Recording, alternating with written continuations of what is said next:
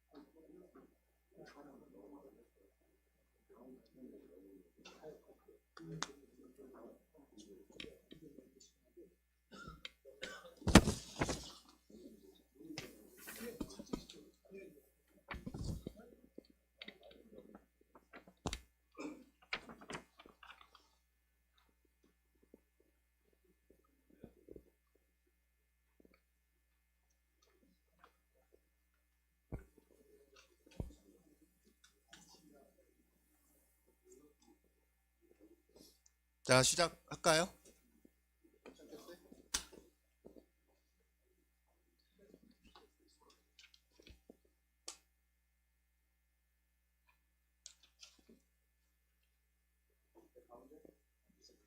네.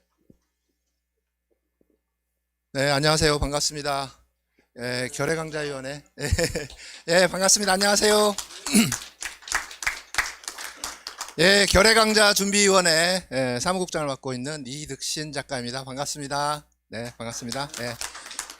오시느라고 너무 수고하셨고요. 그리고 저희가 홍보 일정이 굉장히 짧았어요. 갑작스럽게 지금 저희가 준비한 강좌라서 저희가 매월 마지막 주 수요일 날 본 강좌를 진행을 하고 있는데 여러분들이 아시다시피 시국회의, 비상시국회의가 우리 이제 원로들 중심으로 시작이 됐습니다. 그래서 1월 19일 날 그게 이제 원로분들께서 한 100명 가까운 원로분들께서 이제 준비를 하셨고 그 다음에 2월 1일 날 또 관련돼서 또 간담회가 있었습니다. 그리고 저희는 또 그래서 또 함세웅 신부님 또 그리고 임진택 명창님 또 조금 더 깊이 있는 얘기를 좀 듣고 싶어서 저희가 갑작스럽게 이 강좌를 좀 준비를 하다 보니까 홍보할 수 있는 일정이나 이런 부분들이 좀 상당히 좀 많이 부족했던 것 같아요. 그럼에도 불구하고 이렇게 또 많이 와주셔가지고 너무 감사드립니다. 본 강좌는 결의강좌준비위원회가 주최를 하고요. 그 다음에 돌베개 산악회, 민생경제연구소, 서울의 소리, 촛불행동이 함께 주관을 하고 있습니다. 그래서 자, 오늘 우리 본 강좌를 시작하기 전에 우리 돌베개 산악회 상임 고문을 맡고 계시는 우리 이필립 선생님 잠깐 말씀을 좀 듣도록 하겠습니다. 짧게. 예.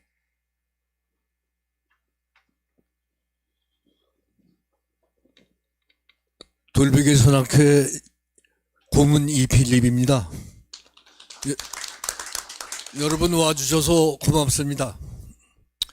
우리가 돌베개 산악회는 여러분도 알다시피 장준하 선생님이 쓰신 자서전과 비슷한 돌베개에서 이름을 따온 돌베개 산악회입니다. 돌베개 산악회가 산행만 했었는데 이제는 결의를 사랑하고 결의와 함께하는 그런 강좌 특별 대담을 시작해보자 이렇게 생각해가지고 지금 시기가 어렵고 비참할 정도의 나라가 쪼그라들고 있습니다. 그런데 우리가 함세웅 신부님과 임진택 소리꾼을 모시고 이런 특별 대담을 하게 돼서 아주 고맙습니다. 여러분도 잘 들으시고 중계방송도 여러 군데에서 하고 있기 때문에 다 시청자가 엄청나게 늘어날 것으로 알고 있습니다. 여러분 긴 얘기 하지 않고 이만 줄이겠습니다. 고맙습니다. 네, 오늘 강좌는 오마이뉴스, 서울의 소리, 그리고 민생경제연구소 안진걸 TV, 그 다음에 우희종 TV, 결의강자 TV 이렇게 해서 저희가 지금 중계가 나가고 있습니다. 그래서 여러분들 혹시 오늘 여기 듣고 나서 내가 좀 다시 한번 듣고 싶다라고 생각을 하시면 거기 들어가셔가지고 다시 좀 들으셔도 되고요. 지금 생중계가 되고 있습니다. 예, 고맙습니다. 그리고 안진걸 소장님도 이제 오셔서 인사를 하셔야 되는데 워낙 일정이 많고 바쁘신 분이라서 부득이하게 오늘 못 오셨는데 예, 많이 오신 분들에게 감사의 메시지를 좀 전해달라고 그런 얘기가 있었습니다. 그리고 서울의 소리도 오늘 이제 오늘부터 공동 주관 단체로 이제 참여를 하고 있습니다. 우리 서울의 소리 백은종 대표님 아시죠? 지금 최근에 최근에 지금 서울의 소리가 굉장히 따끈따끈한 이슈가 있죠. 여러분들 아시다시피 지금 소송 건이 좀 있어가지고 우리 백은종 대표님께 지금 소송 그 관련된 얘기를 잠깐 좀 들어볼까요? 한 짧게 어떻게 지금 진행이 되고 있는지. 예, 안녕하세요. 서울의 소리 백은종입니다. 예, 윤석열 정부 들어서 저희가 윤석열 취임 이후에 이틀에 한 번꼴로 집회를 계속하고 있습니다. 서울의 소리는 말로 하는 언론이 아니고 행동하는 언론, 특이하죠. 응징 언론, 행동 언론 서울의 소리. 예, 이번에 김건희가 저희 7시간 녹취록 부분에 대해서 1억 소송을 했는데 언론들이 진실을 보도하지 않아요. 우리가 승소한 거거든요. 1,000만 원 배상하라 했는데 변호사비 90%를 우리한테 주라 했거든요. 그러면 우리가 변호사비가 한 1,400만 원 들었으니까 한 200만 원은 김건희가 우리한테 돌려줘야 되는데 저희가 누차 말씀드렸듯이 김건희는 윤석열은 숨소리조차 거짓말이다. 이번 조작 기부와 조작 소송 이 부분에 언론들이 보도를 안 해서 서울의 소리가 패소한 줄 알고 많은 분들이 걱정했는데 저는 서울의 소리는 1심으로 끝난다 해도 김건희한테 200만 원을 받아야 되고 또 성공 보수까지 우리가 포함되면 얼마나 받아야 될지 모르겠습니다. 뒤에 계신 우리 함재홍 신부님, 임진택 선생님, 또 언론분들이 3월 1일 날 또 윤석열 정부가 잘못하니까 나서시겠다고 또 선언을 하시는 그런 것도 있고 서울의 소리는 항상 행동하면서 여러분들과 함께 열심히 제가 앞장서 가겠습니다. 감사합니다.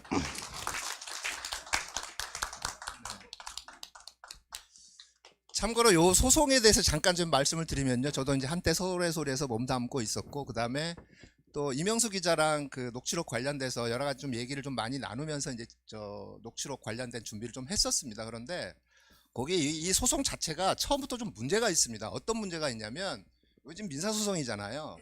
요게 그 법원에서 MBC에게 걸었던 그 가처분 있죠. 그러니까 예를 들면 내가 정권 잡으면 그걸 보도하지 말라 그랬고 그 다음에 또 개인의 사적인 영역, 그 다음에 재판이 진행 중인 사건, 요거는 보도하지 말라 그랬습니다. 그건 MBC한테 걸려 있는 거예요.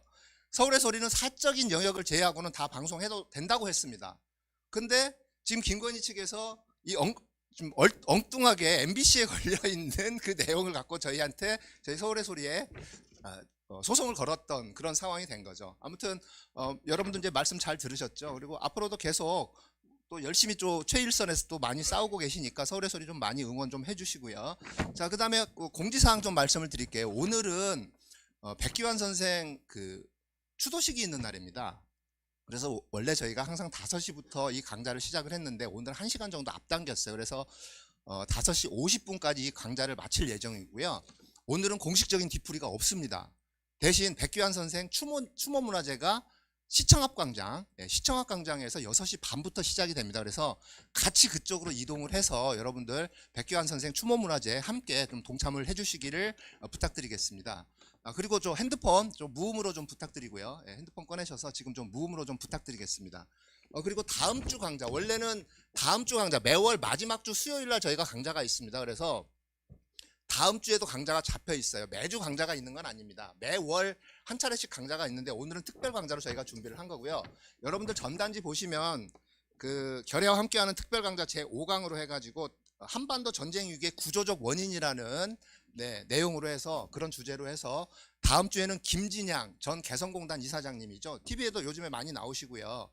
그래서 그분이 오셔가지고 강좌를 진행할 예정이니까 다음 주에도 많은 좀 참석을 부탁드리겠습니다. 자, 그러면 제가 서론이 너무 길었죠. 여러분들 계속 함세웅 신부님 언제 나오나 이렇게 좀 기다리고 계시는 것 같아요. 자, 제 얘기는 여기서 중단을 하고요. 자, 서론은 여기서 끊고 자, 계속해서 우리 임진택 명창님 그리고 함세웅 신부님의 말씀을 좀 듣도록 하겠습니다. 여러분들 큰 박수로 환영해 주시기 바랍니다. 고맙습니다. 예. 오늘 여기 뉴스타파 건물의 지하에 있는 리영희 홀에서 함세웅 신부님을 모시고 위기의 대한민국이라는 그런 제목으로 이렇게 대담 형식으로 말씀을 듣는 시간을 갖게 됐습니다. 이런 자리를 마련해 주신 주최 측께 감사를 드리고요. 지난번에는 맨 처음에 리부영 선생님을 모시고 제가 이런 대담 형식을 가졌는데 여기가 리영희 홀이라서 이제 이부영 선생님도 리부영 선생님이시고 저도 임진택이 아니고 림진택입니다. 함세웅 신부님을 모시고 오늘 이렇게 대담을 하게 됐고요. 먼저 신부님께 제가 전제를 좀 해드려야 될 게, 사실은 제가 신앙이 없습니다. 그래서 신부님 모시고 신앙의 언어와 개념으로 이렇게 하는데 매우 서투르고 혹은 어떤 때는 좀 엉뚱할 수도 있는 점을 양해를 해 주시고요. 그리고 오늘 다른 인터뷰들에서는 어떨는지 몰라도 하나도 이 사전에 묻고 답하고 하는 항목 내용을 지금 정해놓거나 상의를 드리질 않았습니다. 근데 일부러 그랬습니다. 왜냐하면 지난번에 리부영 선생님 모시고 이걸 진행을 해보니까 그걸 짜놓으니까 오히려 정작 하고 싶은 얘기를 이렇게 마음껏 못하고 거기 매여가지고 규격에 매여가지고 그런 그 자유롭지 못한 느낌을 제가 받았어요. 근데 이제 리부영 선생님께서 그 다음에 저기 프란체스코 그 홀에서 혼자 말씀을 길게 하셨는데 여기서 좌담한 것보다 내용이 훨씬 더 정돈돼 있고 정확하시더라고요. 그래서 그렇다면 이제 또 그보다 더 나은 방법이 뭐냐 하면 전혀 예기치 않고 즉발적으로 막 주고받아야 속에 있는 생각들이 마구 쏟아져 나와서 혹은 실수를 하는지도 모르지만 그래야 역동성이 있지 않을까 이제 하는 생각으로 한번 오늘 시도를 해봅니다. 신부님 괜찮으시죠? 네, 고맙습니다. 성당에서 설교하시거나 그럴 때 미리 다 이렇게 써놓고 뭐 하신 적 거의 없으시죠? 쓸 때도 있고 안 쓸 때도 있고. 네, 근데 어느 때가 더 반응이 좋던가요? 임명창님처럼 네. 저도 판소리 적극적으로 하는 식으로 합니다. 그렇죠. 그 반응이 다를 겁니다. 신명이 작동을 하기 때문에 상호간에. 예, 그래서. 근데 오늘 이제 신부님께 어떤 말씀을 물을까 하고 생각을 하고서 신부님께 연락을 드렸더니 신부님께서 얼마 전에 책을 한 권 낸 게 있다. 그 책을 참고를 하면 좋겠다. 그렇게 말씀을 하셔서 제가 그 제일 큰 책방에 가가지고 이 책을 샀습니다. 함세웅의 붓으로 쓰는 역사 기도. 이거 책을 그 많은 분들이 읽어봐야 될 것 같아서 이렇게 소개를 해드립니다. 함세웅 신부님이 쓰신 붓으로 쓰는 역사 기도라는 책인데 이 책을 사러 대한민국에서 제일 큰 책방을 갔더니 이 책이 말하자면 이른바 베스트셀러 목록에 나와서 이렇게 들어가니까 바로 이 책이 눈에 띄는 거예요. 그 굉장히 어려운 일이거든요. 그래서 굉장히 즐거웠어요. 아, 함신부님의 책이 이렇게 많은 사람들 관심을 갖고 보고 있구나 하는 생각에서 아주 기쁜 마음이었는데요. 오늘 이 책에 지금 신부님께서 쌓아놓으신 그 내용과 그 다음에 최근에 저희들이 이제 현 정국과 관련해서 위기의 대한민국이라고 오늘 제목을 정했듯이 저희가 지금 비상 시국회의를 준비를 하고 있는데 그 비상 시국회의에 가장 앞장서 주신 어르신들이 이 함세웅 신부님과 이부영 선배님과 박성무 선배님과 이 몇 분들이 계십니다. 임헌영 선생님하고. 그래서 그 비상 시국회의와 관련한 어떤 질문도 좀 드리도록 그렇게 하겠습니다. 네, 고맙습니다. 저도 인사 좀 드릴 시간을 주세요. 그렇습니다. 저도 함께하신 분들께 인사드리고 또 유튜브를 통해서 시청하시는 모든 분들께 저 정성된 마음으로 인사드립니다. 제가 오기 전에 아침에 늘 기도를 하고 미사를 봉헌하는데 미사 봉헌하면서 오늘 또 만나게 될 모든 분들 또 유튜브를 통해서 만나게 될 모든 분들 마음속에 모시면서 기도 올렸고 이 건물을 제가 처음 왔어요. 너무너무 죄송합니다. 이제 말은 들었는데 오면서 우리 리영희 선생님, 저 발음을 잘 못해서 그냥 이영희 선생님 그렇게 편안하게 하겠습니다. 이영희 선생님 마음속에 모시면서 이영희 홀에 대한 그 설명을 제가 이렇게 읽고 왔는데 어제 저희들 함께 일하는 분들 모임이 있어요. 한 달에 한 번 정도. 아까 말씀하신 임원영 선생님 등 몇 분들하고 모임을 갖는데 이영희 선생님께서 임원영 선생님께서 리영희 선생님에 관한 말씀 하나 해주셨어요. 김대중 대통령께서 당선되신 다음에 원로들을 이렇게 초청하셔서 첫 대담을 하는 시간이었대요.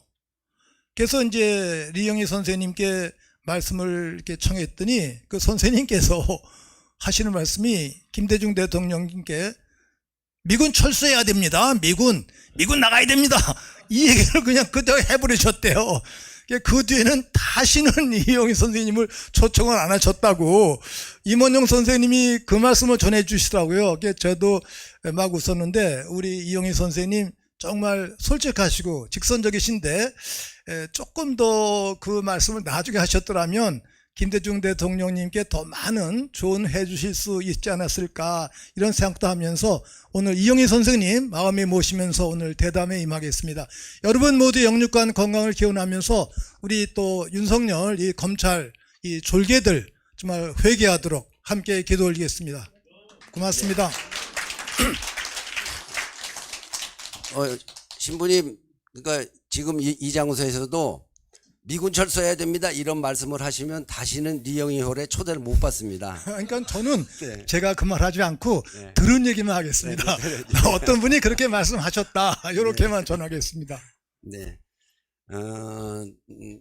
오래 전에 있었던 일화를 지금 말씀을 해주셨는데요. 먼저 이 책 이야기부터 제가 좀 꺼내겠습니다. 네. 신부님 글씨 쓰기를 시작하신 것이 그렇게 오래된 거는 아니었죠. 네. 한 10년 남짓 되셨다고 여기 지금 말씀을 하셨던데 맞습니까? 한 5년. 5년. 글씨를 써야겠다 이렇게 생각하신 게 어떤 계기가 그냥 있으셨습니까? 어려서부터 누구나 다 글씨를 쓰면서 자라는데 저희 어머님께서 저에게 늘 주의 주시는 게 좀 천천히 또박또박 써라 그러시는데 제가 그렇게 못했어요. 좀 빨리 쓰고 후다닥 쓰고. 그런데 이제 제가 은퇴하고 난 다음에 시간적 여유가 있으니까 한 5년 전에 그 김대중 대통령의 아드님 김홍인 의원이 돌아가실 때 그 부인께서 저에게 선물을 주셨어요. 그 문방사후. 제가 한 2년 가까이 이제 그 댁을 방문하면서 기도를 해드린 적이 있었는데 그래서 처음에 붓글씨를 씁니까? 그래서 안 씁니다. 그랬는데 그 문방사후가 갖고 싶은 욕심이 생기더라고요. 주세요. 그래가지고 그걸 받아가지고 왔어요. 받아가지고 와서 이제 선생님 한 분을 찾았는데 그분이 이제 중국에서 감정학하신 이동천 박사라고 아주 서예 전문가인데 그분을 찾아가서 이제 배우기 시작을 했는데 저는 예쁜 글씨를 쓰려고 갔는데 첫날 이분 말씀이 예쁜 글씨 필요 없습니다. 살아있는 글씨를 쓰세요. 그러는 거예요. 그래서 살아있는 글씨요? 그건 어떻게 하는 거예요? 그냥 죽을 힘을 다해서 붓을 눌러서 쓰라는 겁니다. 그냥. 그래서 그거 쓰다가 여기 제 엘보도 걸렸었는데 근데 첫 번째 쓴 글씨가 제 이름 함세웅의 인간 세자인데 그 세자를 예소로 쓰는데 십자가가 3개가 나오는 거예요. 십자가 3개가 세자예요. 예소로. 근데 그거를 듣는 순간 제가 가슴이 좀 찡했어요. 그리스도인의 십자가인데 그 3개 성서에 그 의미가 좀 있거든요. 그래서 이게 내 삶의 어떤 상징인가 그러면서 이제 눌렀었는데 그거를 그분이 안 버렸어요. 그래서 제자들한테 물어봤더니 이 글씨 살아있는 글씨다. 그래서 그분이 이제 확인서를 쓰고 이제 제가 첫 전시할 때 그걸 발표했었는데 그게 이제 기가 되었어요. 그러면서 성경 말씀을 주로 썼는데 제가 첫 번째 윤영준 신부님 추모 전시회를 했었는데 그때 지학순 주겸이 양심선언을 타이핑해서 정보부에 끌려갔다 오신 수녀님, 저보다 6년 연상의 우이신데 그 할머니 수녀님이 와서 이렇게 보시더니 저보고 이 글씨에 울부짖음이 있습니다. 울부짖음. 성경 말씀도 좋지만 시대 울부짖음. 학생들, 순국 선열들 울부짖음을 글씨로 쓰십시오. 민주화 투쟁했던 분들의 그 구호, 그거를 글로 쓰라고 그러시는 거예요. 그래서 제가 선생님께 여쭤더니 좋다고. 그래서 제가 우리 역사를 되돌아보면서 그 구호와 함께 역사 기도를 쓰게 되었습니다. 이제 그런 배경. 네네. 그래서 지금 신부님께서 이제 그 글씨를 쓰게 된 계기를 말씀을 해주셨는데 지금 세상 세자가 예서체로 써놓고 보니까 십자가 3개가 예. 놓여 있는 모습이더라. 예요. 한번 보실까요? 그러니까 그거 아니고. 여기 세상 세자 그거 여기 아니고, 지금 그거 아니고. 크게 세자가 들어 있나요? 요거. 그렇군요. 네, 지금 말하자면 신부님께서 낙관으로 쓰고 계셔요. 이 세자를 낙관으로 쓰고 계신데 이 세상 세자가 십자가 3개가 땅에 심어져 있는 그런 모습이죠. 밑에 줄 있잖아요. 지금 땅에 심어져 있어서 어쩌면 예수님이 처형당하신 어떤 네. 그 곳 가운데 십자가가 예수님 십자가, 그다음에 양쪽에 있는 십자가가 오른쪽 왼쪽에 죄수들. 성경에 나오는 말씀입니다. 이제. 예. 그래서 신부님께서 그러니까 당신의 이름 안에 이 세자가 들어있다는 것을 미처 깨닫지 못하고 지내셨다가 이 서예를 하시다가 깨달으신 거죠. 네. 네, 지금 그 말씀을 하셨고요. 그래서 제가 이 사실을 알고 이 세상 세자가 그 옛날 갑골문자나 그런 혹은 우리 한자가 처음 생길 때 상형문자로 생겨날 때 이 세자가 어떻게 생겨난지 알고 싶어서 장의균 씨라고 매주 엄한 일로 간첩 조작을 받아가지고 고생을 한 친구가 있어요. 그 친구가 감옥에서 이 각골문자, 상형문자 연구를 해가지고 지금 뭐 엄청난 그 수준에 이르러 있는데, 그래서 이 세상 세자가 어떻게 나온 글자냐 하고 물었더니, 그러니까 천지인 하늘 땅 사람 가로로 한일자 3개 하고 그다음에 다시 세로로 한일자 일자 3개를 해가지고 그놈이 상형문자였다가, 그러니까 그게 날줄과 시줄 가로와 세로, 그러니까 그물코 인드라망이라고 하나요? 그 그물코 세상을 그렇게 그렸다는 거예요. 그렇게 했다가 이제 빠져나갈 게 빠져나가서 세상 세자가 됐다. 이렇게 이제 해설을 해주더라고요. 그래서 그 세자를 신부님께서는 이 십자가가 땅에 3개의 십자가가 땅에 3개의 십자가가 꽂혀 있는 형상으로 예서로 이렇게 이제 파악을 하셨다. 하나의 깨달음 단계였다, 이런 이제 느낌이 듭니다. 네, 제가 지금 해설을 저기 신부님보다 더 길게 했나요? 아니요, 더 잘하셨어요.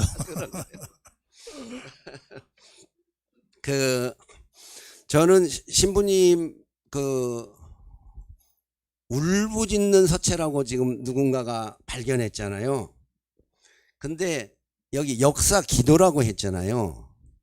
기도도 일종의 울부짖음 아닌가요? 네, 울부짖음의 의미가 있는데, 기도, 우리 그리스도인에게 첫 번째 기도의 의미는 인사, 절대자, 조물주에게 인사를 드린다, 예를 드린다라는 의미가 있고, 두 번째는 이 현실이 너무 힘드니까 불의한 자들이 억압자들이 부자들이 억압하고 억누르고 있기 때문에 거기에 울부짖음이 있는 거예요. 탄원, 하느님 도와주십시오.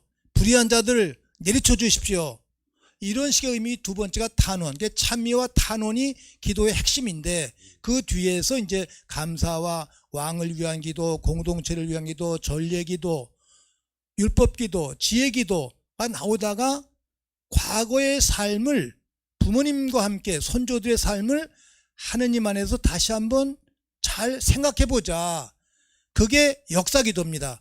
그게 우리가 제사나 그다음에 이제 차례를 올릴 때 손조들의 행업을 기리지 않습니까?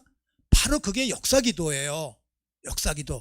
그게 개인의 기도뿐만이 아니라 공동체의 삶을 함께 생각하는 것. 이런 의미의 역사 기도를 제가 네. 성서에서 암시를 받았습니다. 이제 네. 오늘 이 자리가 바로 역사 기도의 자리가 되겠죠. 네. 저는 이제 이 책을 읽으면서 52개의 52개의 주제를 잡아내셔가지고 역사 속에서 잡아내셔가지고 먼저 성서에서의 한 구절을 인용하시고 그다음에 역사에 대한 묵상을 하시고 그다음에 기도를 하시고 하는 형식으로 이제 말씀을 엮어 주셨어요. 네.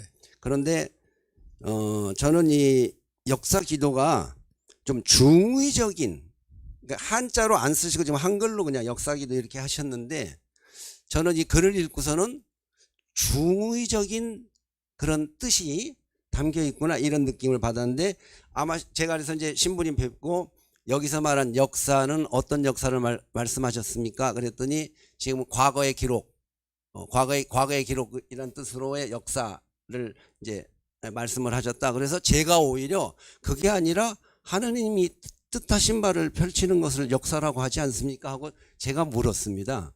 그 역사 기도의 성격, 저는 중의적이라고 느꼈습니다. 물론입니다. 그래서 임진택 명창님이 아까 신앙이 없다고 그러셨는데 저보다 더 신앙이 깊으세요. 그 말씀을 중의적으로 해석을 하시잖아요. 훌륭하십니다. 아, 그런가요? 네. 꼭 교회 성당 가야만 신자가 아닌 거죠. 여기가 성당입니다. 그런 거죠.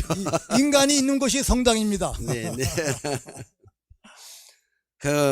네. 그러면 이제 이 책 내용으로 들어가서 제가 조금 여쭤보겠습니다. 네. 52개의 테마 혹은 현장, 사건을 포착을 하셨고요. 그 기간은 해방에서 촛불까지입니다. 그러니까 1945년부터 2010년대까지. 그렇게 여기에서 이제 소재를 뽑아내셨는데 그 소재에서 몇 가지를 제가 이제 그 중에서 몇 가지를 골라서 여쭤보도록 하겠습니다.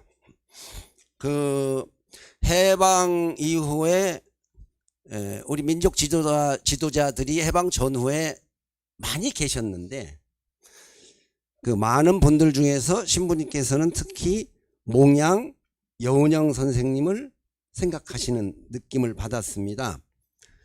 사실은 그 전에 제가 이제 창작 판소리를 만드는데 해방 전후에 우리 지도자 중에서 어느 분을 판소리로 만들까 하다가 백범 김구 선생을 해야 되나 몽양 여운형 선생을 해야 되나 하고 이렇게 말하자면 고민을 하다가 백범 김구 선생은 제가 완성을 했는데 몽양 여운형 선생님은 완성을 못했습니다. 그것이 부족한 점입니다. 그렇군요. 그 부분이 왜냐하면 판소리라는 건 판에서 이렇게 소리를 하면 추임새를 얻어야 되는데 현재 우리들 그 관객 혹은 말하자면 민중의 인식이 백범 김구 선생 같으면 저쪽 땅에 저 엉터리 같은 사람들까지도 자기가 김구를 존중한다고 그러고 얘기를 하는데 몽양 여운형 선생님 같으면 진보 진영에 있는 사람까지도 내가 그분 존경합니다를 마음 놓고 말을 못하는 그런 분위기가 있어서 소리판에서 추임새를 받기가 상당히 어렵거든요. 그래서 이제 제가 부족한 그런 결론을 내린 적이 있었습니다. 그런데 신부님께서는 바로 이 책의 맨 앞에 해방 공간에서 몽양 여운형 선생님을 꺼내셨습니다. 한번 그에 관한 말씀을 듣고 제가 싶습니다. 저도 여운현 선생님에 대해서는 이제 어려서 부정적으로 이렇게 배웠었는데 제가 민주화운동 기념사업회에서 일하면서 강만길 교수님을 여러 차례 뵙게 되었어요. 그분이 이제 친일 잔재 청산 그 일을 하시면서 하루는 저에게 말씀하시기를 그 해방 이후에 우리가 신탁 통치 5년 그걸 받았어야 되는데 그걸 안 받은 게 분단의 큰 이유가 되었다. 가슴이 아프다 그러시면서 제가 좀 의아했어요. 아니 신탁 통치를 원하시다니.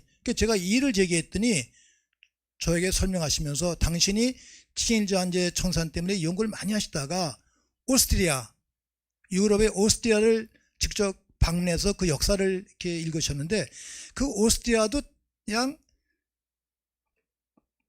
양반 싸움, 뭐 민주화 공산 진영의 싸움이 아주 심각했답니다. 2차 대전 이후에 아주 우리 정도가 아니래요.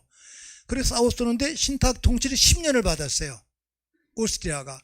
그 10년 신탁 통치 중에 정화되면서 싸우고 또 대화하고 해결하면서 그 문제가 다 녹아나고 중립국을 선택하면서 오늘의 오스트리아를 이룩한 것이다. 10년을 신탁 통치를 받았는데 그까지 5년 아무것도 아니었었는데 그때 그 5년 우리가 수렴하지 못한 것이 참 안타깝다. 그러면서 만일 신탁 통치를 우리가 수렴했더라면 남의 이승만, 북의 김일성 다 배제가 되고 나름대로 민족 중간 노선을 걸으셨던 여운현 선생님, 김구식 선생님 이런 분들이 남북 공동체 전체 민족 지도자가 되었을 텐데 그러면은 정말 아름다운 공동체가 됐을 텐데 그것이 이룩되지 못한 점이 늘 아쉽다. 이렇게 말씀하시는데 제가 그 설명을 듣고 좀 놀랐어요. 그런 설명을 처음 들었기 때문에 그 뒤부터 여운현 선생님의 일대기를 다시 제가 읽고 공부하면서 마침 이부영 선생님이 여운현 기념사업회 이사장으로 계셨기 때문에 우이동에 있는 그 묘소 7월 19일에 늘 돌아가신 날에 함께 늘 가서 추모하면서 그 선생님의 일대기를 보았고 일본에 가셔도 과감하게 말씀하시면서 일본 정치인들에게 감동을 주고 또 일본 정치인들을 아주 부끄럽게 했다는 그러한 일화 이런 내용들을 들으면서 제가 다시 역사를 정리하게 되었습니다. 이제 예, 근데 저기 개인적으로는 저희가 사실은 신부님과 이 몽양 선생님, 백범 선생님에 관해서 이렇게 사석에서 이야기를 주고받다가 의견이 이제 조금 같지 않음을 확인한 적이 있었습니다. 왜냐하면 저는 백범 김구 선생을 상당히 그러니까 존경하니까 판소리까지 이제 만들었는데 몽양 선생님이 이제 곧 만들게 될 겁니다. 그런데 제 생각에는 그 해방 공간에 이렇게 이념 스펙트럼이 쭉 좌에서 우까지 만약 그렇게 표현을 한다면 좌에서 우까지 쭉 그 스펙트럼이 있다고 한다면 저는 백범 김구 선생의 중도 우적인 어떤 그 위상과 몽양 선생이 가지고 있었던 뭐 중도 좌 정도의 어떤 그 중도가 양쪽의 좌우를 뿌리치고 이 중도가 좀 힘을 발휘했으면 좋지 않았을까 하는 이제 그 생각을 좀 가지고 있어서 그 부분에서는 조금 저하고 의견이 같지 않으면 저번에 한번 확인을 했었어요. 아니요. 저도 뭐 임명창님처럼 어려서부터 김구 선생님 뭐 존경하면서 자랐었는데 뭐 최근에 이제 다시 역사학자들 글을 보면서 또 김구 선생님의 행업을 제가 다시 읽게 되었는데 임시정부에서 교육하신 다음서부터 그 49년 돌아가실 때까지 그 4년 동안의 행업이 일관되지를 못하셨어요. 처음에는 이상문과 손잡고 하시다가 잘 안 되니까 거기서 슬쩍 나오셔가지고 또 아주 극우로 해서 또 많은 분들 이게 돌아가시는데 간접으로 영향이 있다라는 그러한 이제 내용들도 있었고 그리고 나중에 안 되니까 또 북으로 가셨잖아요. 제가 북에 가서 설명 들을 때 좀 가슴이 아프더라고요. 김구 선생님에 대한 그 평가가 우리가 생각했던 평가와 전혀 다른 거예요.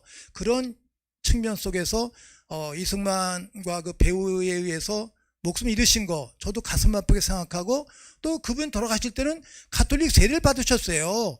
명동성당에서 미사를 올렸습니다. 저는 개인적으로 김구 선생님 존경하고, 하지만 그 가장 어려웠던 그 민족사에 있어서 그 대한민국 임시정부 그 기득권을 고수하려 했던 그 내용, 그걸 놓고서 민족 전체 이익을 위해서 헌신하셨어야 되는데 그렇게 하지 못하셨던 그 점이 가슴이 아프고 안타까운 거죠. 네, 네, 알겠습니다. 그 말씀의 뜻을 뭐 제가 다 원래부터 알고 있었고요. 근데 이제 그 제가 그냥 괜히 묻고 신부님께서 답하시고 하는 형식적인 좌담이 아니라는 것을 그냥 한번 이제 먼저 좀 보여주려고 제가 일부러 조금 저도 이제 일부러 하겠습니다. 네, 그랬습니다. 그 다음에 이제 우리 정치사적으로 많은 그 독재 탄압과 이제 분단된 우리 대한민국에서 독재 탄압과 그다음에 거기에 대한 항쟁이 있었음을 대단히 이게 젊은 시절부터 가슴 아프게 이렇게 보셨고, 또 나중에는 이제 이 1974년 이후에는 아예 말하자면 이 민주화 운동에 앞장을 이제 서게 되시는데, 그 중에 그 앞에서 저희들이 뭐 누구나 다 우리 역사 속에서 제일 그 또렷하게 기억하고 있는 몇 개의 사건들, 4.19 이전에 4.3 제주항쟁도 말씀하셨고, 그다음에 또 4.19도 말씀하셨고, 하다가 이제 1974년을 맞이하게 됐죠. 1974년에 정의구현 전국사재단이 네, 결성이 되고, 네, 그 정의구현 전국사재단 그 명칭에서 알다시피 이 책 전반에도 가장 강조하시는 어떤 가치, 어떤 소명 그런 것에 정의라는 그 개념이 굉장히 강하고요. 그러니까 불의를 보면, 정의를 그냥 말하는 것이 아니라 불의를 보면 참지 말라라는 말씀과, 그 다음에 목숨을 걸고 소명을 다하라, 목숨을 걸어라, 이런 이제 말씀들을 대단히 강하게 이렇게 말씀을 하십니다. 1974년에 정의구현 전국사재단을 결성을 할 때 그 상황까지 한번 말씀을 해주셨으면 합니다. 뭐 저희들 모두 어려서부터 부모님께로부터 교육을 받지 않습니까? 이제 의롭게 살라, 또 선생님께로부터, 또는 뭐 종교인들의 경우에 뭐 불교나 예배당이나 성당에 가서 또 스님, 목사님, 사제들로부터 그런 가르침을 받습니다. 이제 또 어렸을 때는 누구나 다 예쁘지 않아요. 또 살결도 참 곱고, 또 부모님으로부터 다 사랑받고 자라나는데, 철이 들면서 어느 시기에 잘못을 저지르게 됩니다. 잘못.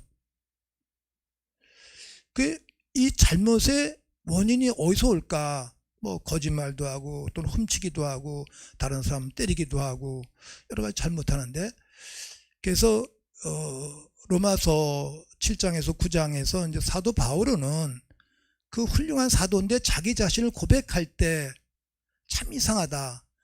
내가 무엇이 옳고 그른지 다 알고 있으면서, 또 옳은 것을 해야 되는 것이 마땅한 걸 알고 있으면서도 그걸 하지 않고 그냥 해서는 안 될 일, 그쪽으로 이끌리고 또 그리 가고 있다. 그게 왜 그럴까? 생각해 보니까 내 안에 어떤 악의 뿌리, 죄의 뿌리가 있음을 내가 알고 있다. 이건 나 혼자 뿌리 뽑을 수가 없다. 절대자, 하느님의 도심이 있어야 되겠다를 고백하게 되는데, 요새 심리학자들은 그 바울 사도 로마서관에 나오는 그러한 신앙 고백을 심리적 상태에서 많이 인용하고 있습니다. 이제 이건 심리적인 고백이구나. 자신에 대한 내적 성찰을 합니다. 이제 그런 내용들. 그러면 개인에 대한 내적 성찰과 함께 공동체에 대한 내적 성찰이 있어야 되는데, 이 공동체를 가장 아름답게 이끌 수 있는 가장 큰 덕목이 무엇일까? 뭐 덕목이 참 많습니다. 저희들도 74년에 박정희 유신 독재 타파를 위해서 애쓰면서 우리 이름을 정할 때 많은 이름이 나왔어요. 인권, 뭐 평화, 또 뭐 통일, 민주, 뭐 이런 여러 가지 이름이 나왔었는데 선교사 신부님 한 분이 저를 툭 치더니 잠깐 오라고 그러세요. 갔더니 야, 정의를 택해라. 유스티시아, 라틴어로, 영어로 justice. 그 justice 안에 하느님의 모든 가치가 내재되어 있는 것이다. 정의 안에 인권 또는 평화 또는 민주, 민생, 이 모든 가치가 내재되어 있는 것이다. 그러시는 거예요. 그래서 제가 사회 보시는 선배 신부님, 박상래 신부님, 성서 전공하신 분인데 찾아뵈고 신부님, 정의라는 내용을 선교사 신부님이 제안해 주셨는데 이걸 선택해야 되겠습니다. 하느님을 우리가 표현할 때 많은 표현이 있어요. 전지전능하시다, 다시다. 근데 그 모든 것의 대표적인 속성이 정의입니다. 정의 때문에 지옥을 얘기하는 거예요. 정의 때문에 심판을 얘기하는 거예요. 또 이 정치제도, 사회공동체에서 오늘날 우리 검찰이 얘기하고 있는 그 법의 운용도 정의를 기준으로 해야 되겠죠.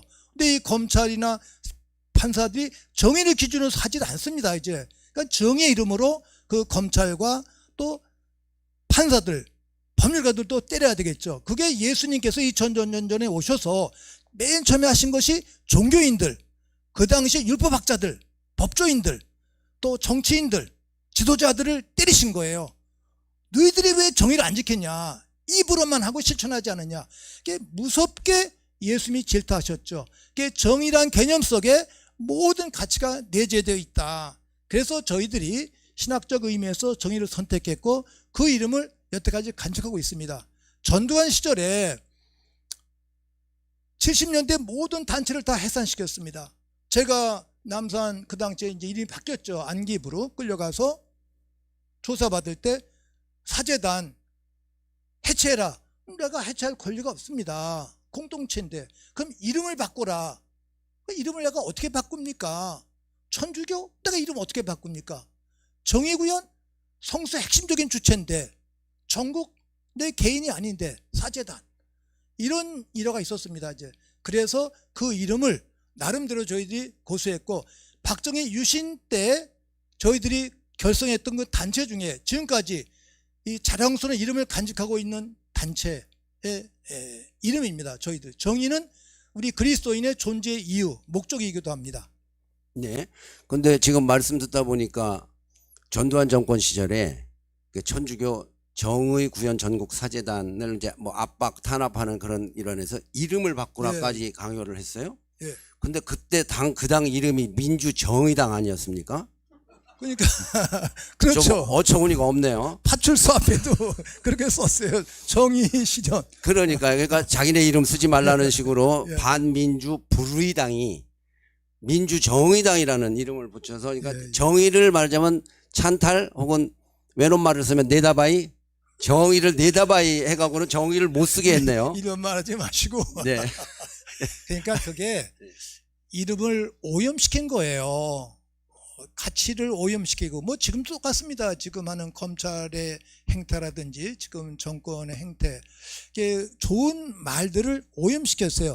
자연만 오염되는 것이 아니라 우리 인간의 언어가 오염이 되고 있고 이 조중동 이런 언론들이 우리 좋은 말의 뜻을 오염시키고 있습니다. 그 오염된 것을 정화시키는 작업이 여기 함께 계신 모든 분들 또 우리 방송 듣고 계신 모든 분들 의로운 우리 시민 국민들이 해야 할 역사적 책무라고 함께 생각을 합니다. 네, 그래서 1974년에 민청학년 사건이 있었고요. 저도 민청학년 사건에 말단으로 가담이 그래서 돼가지고 제가 존경합니다. 네, 그래서 감옥 생활을 조금 했었고요. 그렇게 해서 그 천주교 기독교에서도 다 들고 일어나고 언론에서도 들고 일어나고 그 당시에 이제 동아 투이 또 조선 투이 그 다음에 문인 예술가들 다 들고 일어나서 자유언론 실천 그렇게 해서 들고 일어나서 끝내 그 다음에 이제 노동운동, 특히 여성들에 의한 노동운동이 확장되면서 그 여성 노동자들의 울부짖음이 하늘 끝에까지 닿아가지고 1979년에 이제 사건이 일어나면서 일단 바뀌었죠. 바꿔냈었습니다. 네, 그런데 그때 이제 1979년에 부마 항쟁이 먼저 있었고, 그래서 12.6 사태가 일어났고, 그리고 다시 이제 광주 민중 항쟁이 일어나게 되는데, 이 시기에 있어서 신부님께서 이제 이 책에 부마 항쟁을 매우 중요하게 바라보셨고, 그 다음에 12.6 다시 12.6 그러니까 김재규 당시 중앙정보부장에 의한 박정희 대통령 시해 사살 이 부분을 매우 역사적으로 의미 있는 것이라고 말씀을 하셨어요. 이 부분은 사실 조금 조심스럽기도 하고, 많은 사람들이 역시 발언하거나 생각하기를 좀 기피하는 그런 경향도 있는데, 신부님께서 그 말씀을 해주셨거든요. 그 부분. 그리고 이제 5.18 이렇게 연결되는 이 부분에 대해서 한번 말씀 좀 제가 해주셨으면 개인적으로 좋겠습니다. 고백할 내용은, 저희들이 1960년대까지는 뭐 신학교 생활하면서 그때까지 가톨릭 교회는 세상과 결별되어 있었어요. 저희들이 기도하고 신학 배울 때 이 세상은 우리 신앙인의 원수다. 이 육체도 원수다. 마귀도 원수다. 그렇게 배웠습니다. 마귀는 물론 원수가 되겠죠. 근데 이 세상을 끊어버려야 된다. 육체도 끊어버려야 된다. 이 삼구 세 가지 원수라고 배웠었는데, 뭐 그렇게 저희들이 이제 신앙적으로 세뇌가 되었었어요. 근데 1958년부터 요한 23세 새 교황이 나오면서 이 교회관을 바꿉니다. 이제 어떻게 세상이 원수냐? 세상에 우리가 살고 있는데 세상을 껴안아야 된다. 세상과 함께하는 교회가 되어야 된다. 세상과 대화하는 교회가 되어야 된다. 이런 신학적 반성운동이 있었고, 동시에 우리가 선행을 행할 때도 손발이 움직여서 선행 행하지 뭐 정신이 떠다니면서 선행 행하는 것이 아니거든요. 그래서 육체 하느님이 주신 선물이다. 이렇게 이제 신학적인 깨달음이 있었을 때 이제 저희들이 1960년대부터 대신학교에서 생활하게 되었었는데, 그 변화기에 살았습니다. 좀 혼동기에 있어가지고 저희들도 한국 역사, 우리 민족사를 잘 몰랐었어요. 참 부끄러운 면이고, 또 일제시대 때는 가톨릭이 뭐 프랑스 선교사들의 사목을 받았습니다만 뭐 친일교회였고, 일본에 뭐 가서 신사참배도 하고, 명동에서 미사 봉헌할 때 또 봉헌할 때 일본 왕을 위해서 기도하고, 또 일본 왕을 순교 정신으로 봉헌해라 이렇게 설교를 했으니까요. 강론을. 너무 부끄러운 우리도 역사가 있는 건데, 그런 내용들을 저희들이 60년대 이후에 다시 깨닫게 되면서 민족사 안에 뿌리 내리는 교회 공동체가 되어야 되겠다, 이런 각성들이 있게 되었습니다. 이제 그러면서 저희들이 이제 74년 지학순 주교님의 구속과 우리 또 임명창님 비롯한 민초학년 사건의 그 동지들, 이분들이 구속이 되었었는데, 그게 저희들을 깨우쳤던 계기가 되었어요. 제가 고백할 때 성당 안에 있던 우리 사제들을 역사 현장으로, 세상 한복판으로 이끌어낸 분은 바로 그 당시의 청년 학생들이었다. 그분들이 우리를 성당에서 역사 현장으로 끌어냈다. 그 교회의 자리가 넓어진 거죠. 건물 안에 교회가 아니라 세상 한복판, 역사 한복판이 바로 교회의 자리다. 그러면서 하느님을 더 높이 깊게 인식하게 되었습니다. 이제 그러면서 저희들이 이제 투신하게 되었었는데, 특별히 제가 김재규 부장에 대해서 관심을 갖게 된 것은 79년에 제가 한강 성당에서 성당을 짓다가 두 번째로 구속이 되었어요. 오원춘 사건 때문에 다시 재구속이 되었어요. 재구속할 때는 절차가 필요 없으니까 그들이 구속이 되었는데, 영등포 교도소에 갇혀 있었는데 10월 27일 10월 26일 다음 날입니다. 이제 27일 다음 날인데 그냥 비상에 교도관들이 다 군복을 입고 일체 밖에 이제 일하러 못 나가고, 그러니까 막 교도소가 난리가 난 거예요. 그게 왜 그런가 그랬더니 아침 기도 저 개인적으로 기도하고 있었는데 그때 동아투이 기자 3분이 그 같은 동에 계셨어요. 연락을 했어요. 저한테 물들어 좀 나와라. 그래서 제가 교도관님께 사정해서 저 답답한데 물 좀 들어가겠습니다 호소했더니 안 된다는 거예요. 저는 물 떠다 주겠다는 걸 또 사정해가지고 잠깐 나가서 물을 뜨고 방 앞에 섰더니 그때 장윤환 기자님 이 또 3분이 안성열 기자님하고 그분들이 아세요? 그래요. 뭐요?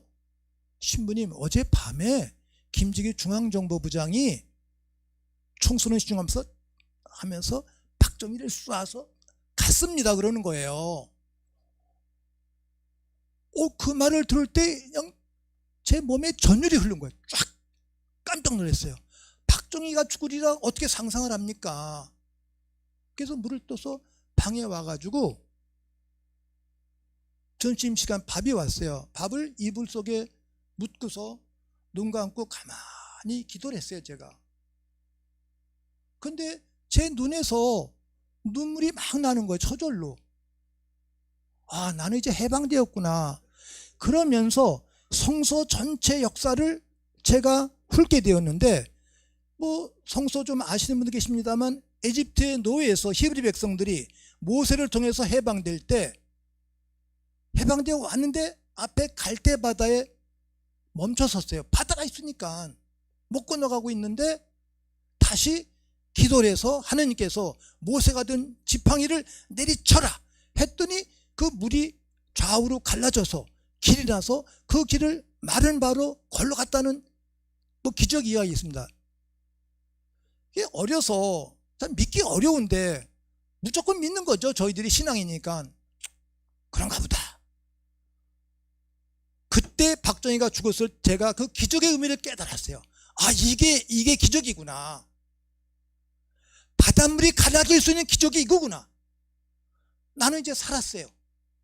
그래서 12월 8일 석방될 때까지 늘 기도하면서 기다리고 12월 8일에 나오게 되었어요. 나오니까 이도면 변호사님 등 그분들이 김재규 그분들을 변호하고 계셨는데 저희들 찾아오시더니 김재규를 살려야 됩니다. 신부님들 의무입니다. 그러시는 거예요. 그래서 이제 김재규 씨에 대한 삶에 관한 내용, 재판 내용을 다 자세히 들었어요. 그런 시작을 하려는데 12.12 전두환의 신군부 반란이 일어났습니다. 이제 그래가지고 일체 계엄하에서 뭐 보도가 안 되는데 저희들과 또 수사자들 그 당시에 윤보선 전 대통령 등 그분들이 힘을 모아서 한 4천여 명 김재규 중앙정보부장 9명 서명을 받았어요. 그리고 저희들이 변호사님을 통해서 법원에 제출했습니다. 이제 그런데 그때 변호사님들 말씀이 김재규 부장을 살려야지 민주주의가 이루어집니다. 이분을 살려야 됩니다. 그게 저희들은 그 당시에 뭐 사회적 지식이 부족했었는데 변호사님들이 저희들의 스승이니까 그분들이 재판에서 다 들으신 내용들을 저희들 알려주신 거예요. 그래서 저희들이 김재규 규명운동을 하게 되었고 그 뒤에 제가 개인적으로 또 연구해 본 결과 그분이 부산 현장에 직접 갔어요. 자기 비서를 데리고 박홍주 대령을 데리고 가서 부마항쟁 때 부마항쟁 7.2탄을 맞으면서 눈물 흘리고 그리고 헬리콥터 타고 와서 박정희 대통령한테 보고를 하면서 긴급조치 10호를 발동해서 구호를 해제해야 됩니다. 그렇게 건의를 했더니 차지철 씨가 옆에 있다가 안 된다고 부산 그까짓 거 캄보디아에서 200~300만 명 쓸어버렸는데 그까짓 거 200~300명 쓸어버리면 된다. 탱크로 죽여야 된다. 이렇게 차지철이가 얘기를 한 거예요. 그랬더니 박정희 대통령이 그 말을 듣고 맞아 4.19 때는 최인규 또 곽영주 경무대 경찰서장이 처벌받았지만 내가 발포 명령을 하는데 나를 누가 어떻게 하겠어? 이렇게 얘기한 거예요. 이거를 김재규 부장이 듣고선 야 이제 안 됐구나. 이 사람들은 안 되겠구나. 공동체의 선익을 위해서 이 사람들을 제거시켜야 되겠구나 결심을 한 거예요. 그러니까 제가 개인적으로 해석할 때 김재규 부장은 부마 항쟁에서 세대를 받은 겁니다. 변화가 되었어요. 물론 그전에 그분도 군인이고 중앙정보부고 잘못한 것이 많이 있었겠죠. 그러나 부마 항쟁에서 세대를 받고 그 과거가 깨끗하게 씻어지고 우리 민주 공동체에서 헌신하신 거예요. 오늘 백기환 선생님 이제 추모인데 백 선생님하고 제가 만난 자리에서 선생님이 또 김재규를 못마땅하게 생각하시는 거예요. 그래서 제가 이 말씀을 다 드린 다음에 선생님 김재규 부장 아니면 선생님하고 저하고는 죽었어요. 어떻게 그런 말씀하세요? 내가 이렇게 크게 소리 질렀더니 백 선생님이 맞아 그게 맞네. 그 다음부터는 절대로 김재규 부장에 대해서 부정적인 말씀 안 하셨어요.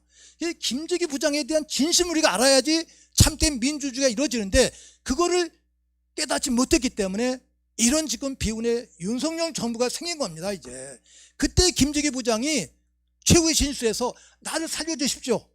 그럼 내가 중앙정보부의 모든 부정부패자들 관리들 재벌 다 합니다.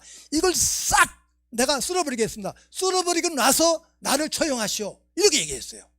그리고 함께했던 5분의 그 부하들이 아무도 후회하지 않았어요. 부장님이 다시 명령해도 난 똑같은 일을 하겠습니다.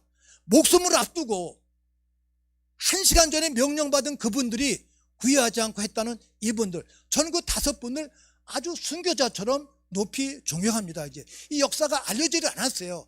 저는 늘 호소할 때 이 김재규 부장에 대한 행업과 5분의 행업이 우리 시민 국민들이 다 알 때 참된 민주주의가 이루어지는 것이다. 그걸 깨닫지 못했기 때문에 그 뒤에 전두환, 노태우, 또 이명박, 박근혜, 지금 윤석열 이런 시대가 온 겁니다. 이제 한 번 정리를 못했어요.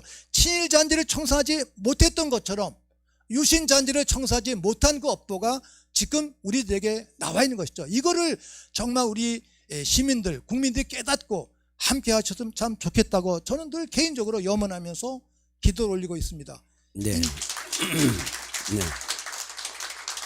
네. 뭐 김재규 씨에 대한 평가나 이런 것은 사실 사람들 사이엔 굉장히 조심스러운 부분인데 신부님께서 이렇게 용기 있게 늘 말씀을 해주셔서 그런데 제가 그 연관에서 그 신부님을 뵐 때마다 이제 연관해서 생각나는 다른 인물이 안중근이거든요. 무슨 얘기인가 하니 10월 26일 1979년 10월 26일을 퇴기를 했잖아요. 그 날짜가 1909년 10월 26일 안중근 의사가 이토를 쏜 그 날이에요. 70년 만에. 그래서 말하자면 퇴기를 한 거예요.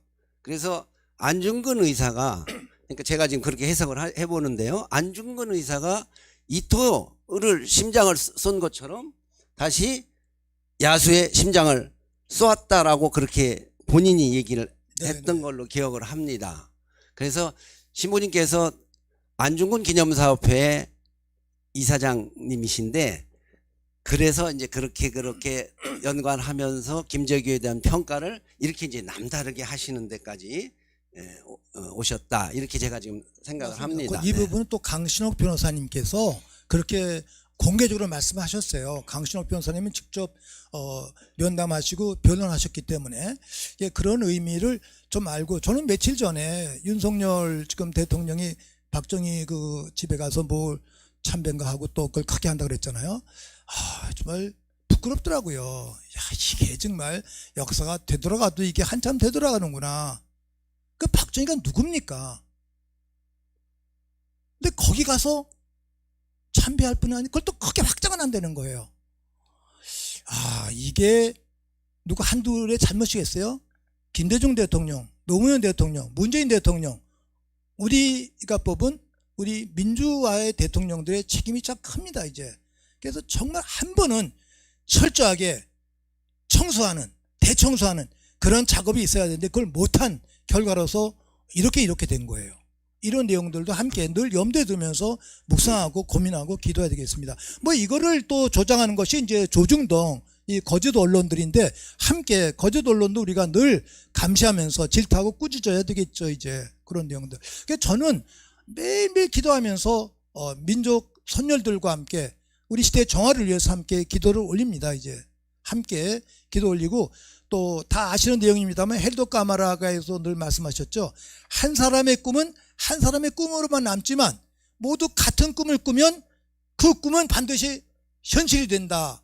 그런 그 브라질의 평화의 사도 헬도 까마라 주교님 말씀 늘 염두에 두면서 우리 시민들 신자들에게 호소하고 있습니다. 이제. 네.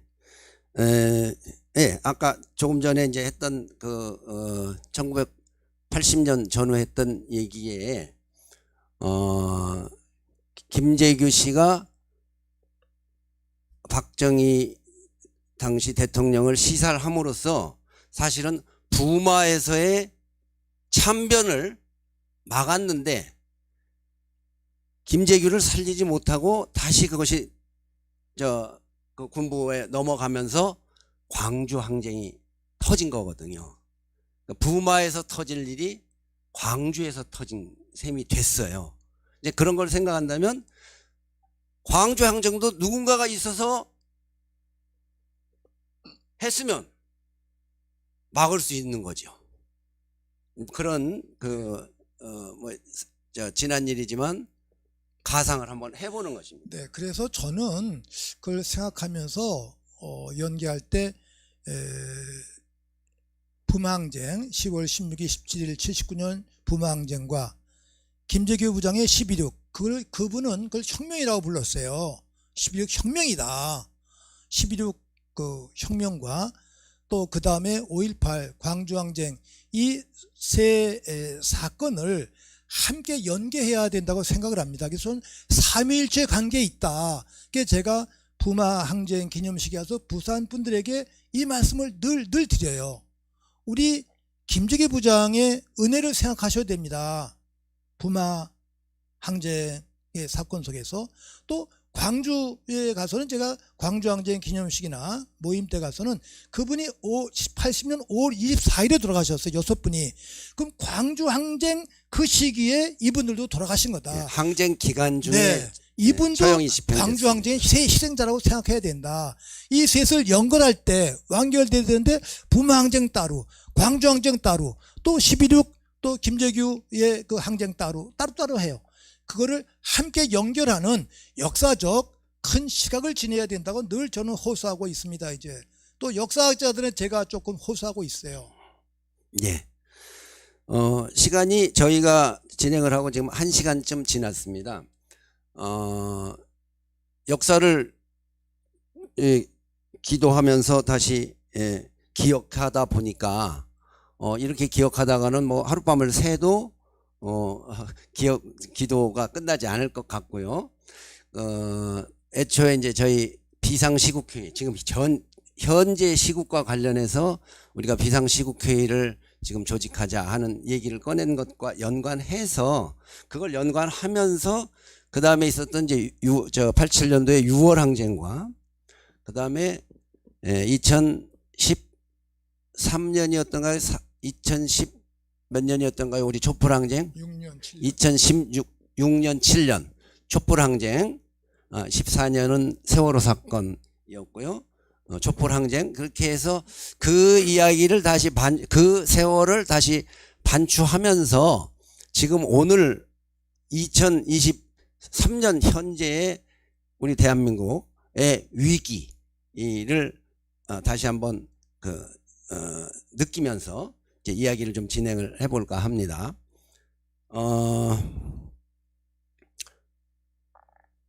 87년도 6월 항쟁에서 항쟁 민중은 승리했는데 그해 대선에서 패배를 하는 바람에 좀 엉망이 됐죠.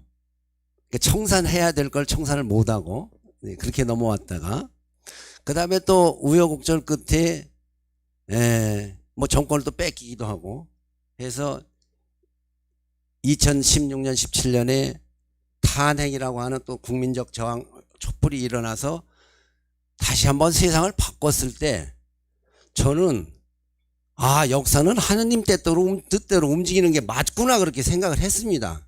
그러니까 87년 6월 항쟁과 촛불 항쟁이 성공했을 때는. 그런데 다시 반동이 꼭 왔거든요. 광주 항쟁도 마찬가지였고요. 아유, 하느님 안 계신가 보다 또 저는 그렇게 생각을 했습니다. 신부님 어떻게 생각하세요? 잘 생각하셨어요. 맞습니다. 그게 이제 시지푸스의 신화 이야기를 신학자들이 많이 해요. 이렇게 산 꼭대기가 있는데 힘겹게 돌을 막 굴려가지고 겨우 꼭대기에 갔다가 올려놓는 순간 또 툭 이렇게 내려온다는 거예요. 그럼 또 땀을 뻘뻘뻘뻘 흘리고 또 올려가고, 이게 많은 이제 무신론자라든지 또 신을 거부하시는 분들은 그 시지푸스의 신화를 인용하면서 비판하고 있는데, 뭐 그것도 맞는데, 저희들이 배운 신학에 의하면 이렇게 설명을 해요. 신학자들이 하느님은 어떤 분이냐, 인간을 창조하고 인간에게 자유를 주었다. 자유. 이 자유는 윤석열 대통령이 얘기하는 자유하고 질적으로 달라요. 이 자유는 어떤 자유냐, 하느님을 반대할 수 있는 자유, 하느님의 말씀도 듣지 않을 수 있는 자유, 그 정도의 자유를 준 거예요. 그 말은 하느님이 인간을 대등한 존재로 창조했다는 것이죠. 그래서 다른 거는 다 억압하지만 자유는 안 빼앗으셔 하느님께서. 우리가 유신 때 박정희를 질타할 때, 야, 하느님께서 보장하신 자유, 하느님께서도 빼앗자는 자유를 네가 어떻게 감히 빼앗느냐, 이렇게 신학적으로 저희들이 공부를 했었거든요. 이런 식의 내용들인데, 그런데 이 자유에 대해서 인간이 또 책임을 져야 된다. 그래서 잘못했기 때문에 짓는 그 책임을 우리들이 뭐 이제 죄랄까 또는 벌이랄까 이렇게 설명을 하고 있습니다. 이제 이런 식의 내용들. 근데 인간의 힘으로 이게 안 되는 거예요.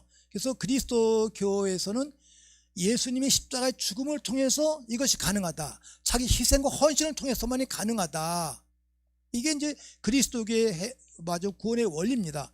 근데 불교는 이제 동국대학교에 우리 신부님들도 불교학 배우러 가시는데 처음에 가면은 막 신선하더래요. 너무 좋고. 근데 박사과정까지 받으느라 6, 7년 들으니까 못 듣겠더래요, 강의를. 처음엔 신선한데 불교는 그리스도교를 비판할 때 그리스도교는 시작부터 종속적이다. 왜 하느님을 설정해 놨냐? 불교는 어디에서 오는 것을 묻질 않아요. 우리는 하느님께로부터 왔다 해서 시작을 하는데 온 걸 안 물어요.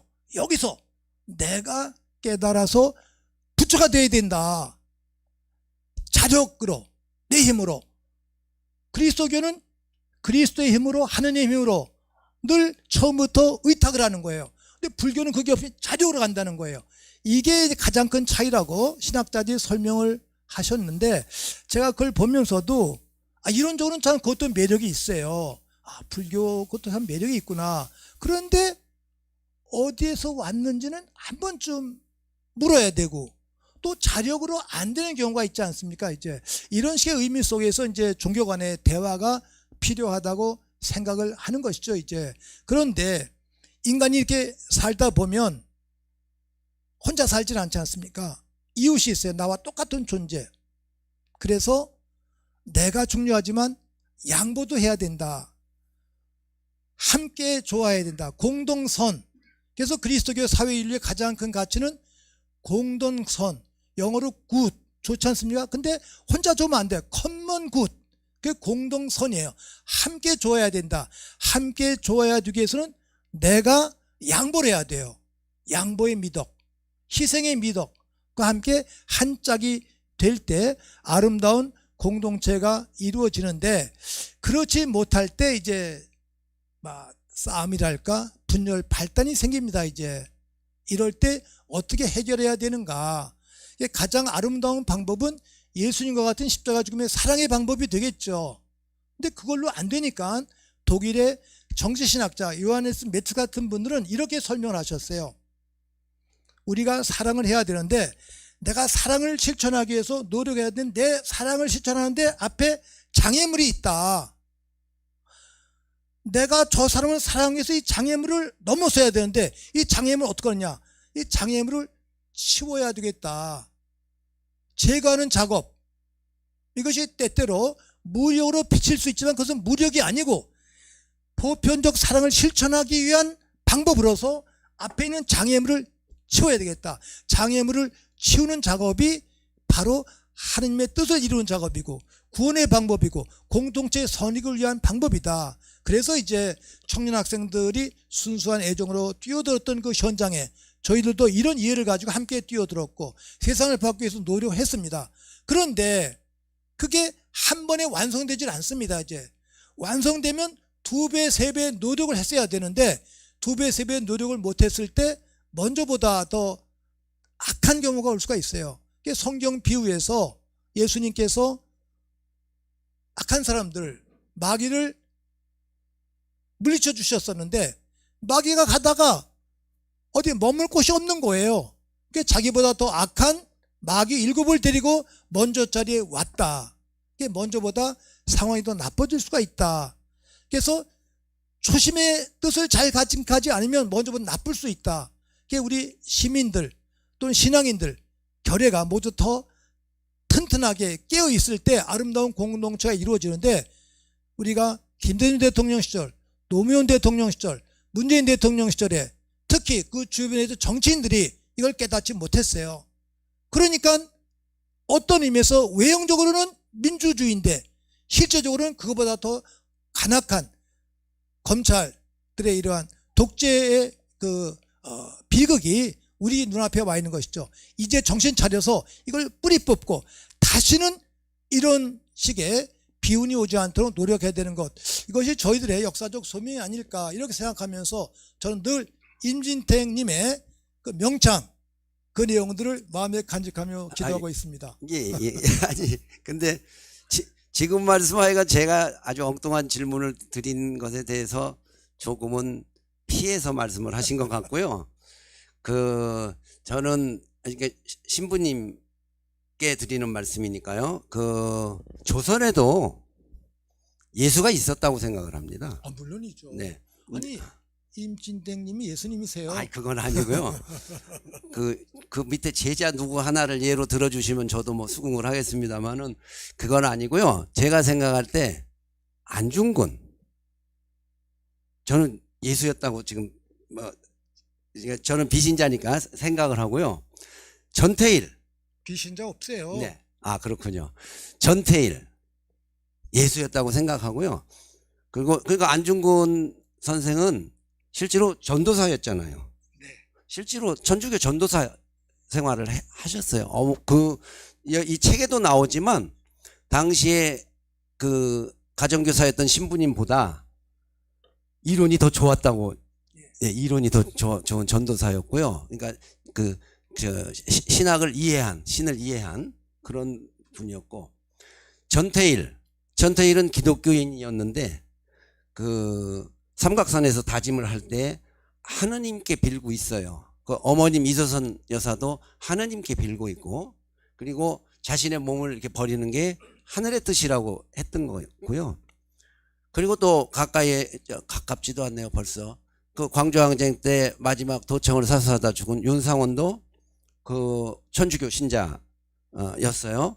마지막 5월 26일에서 27일로 넘어가는 밤에 다른 여성들과 학생들은 다 피하라고 하고 자기는 끝까지 지키다가 순교를 한 것이죠. 신앙심이 그렇게 깊지 않았지만 행동으로 5월을 증거했다. 제가 이 종교 용어를 써가면서 말씀을 드립니다만 맞습니다. 저는 이렇게 그렇게 생각을 하는데 오늘날에도 많은 사람들이 그와 같은 예수와 같은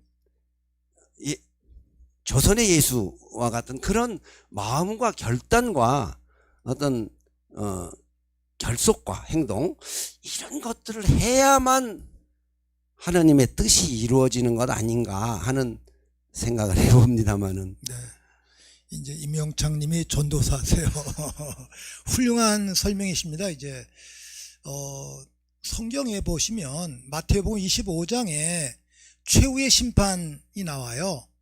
그 최후의 심판의 장면은 죽으면 다 하느님 앞에서 심판을 받게 되는데, 오른쪽 왼쪽에 이제 구원받을 사람, 벌받을 사람 갈라놓았는데, 구원받을 상 받을 사람에게 대한 이유가, 너는 내가 굶었을 때, 목마르을 때, 감옥에 있었을 때, 아팠을 때 날 찾아와서 도와주고 먹을 것도 주었다. 그러니까 하나님의 나라에 돌아와라.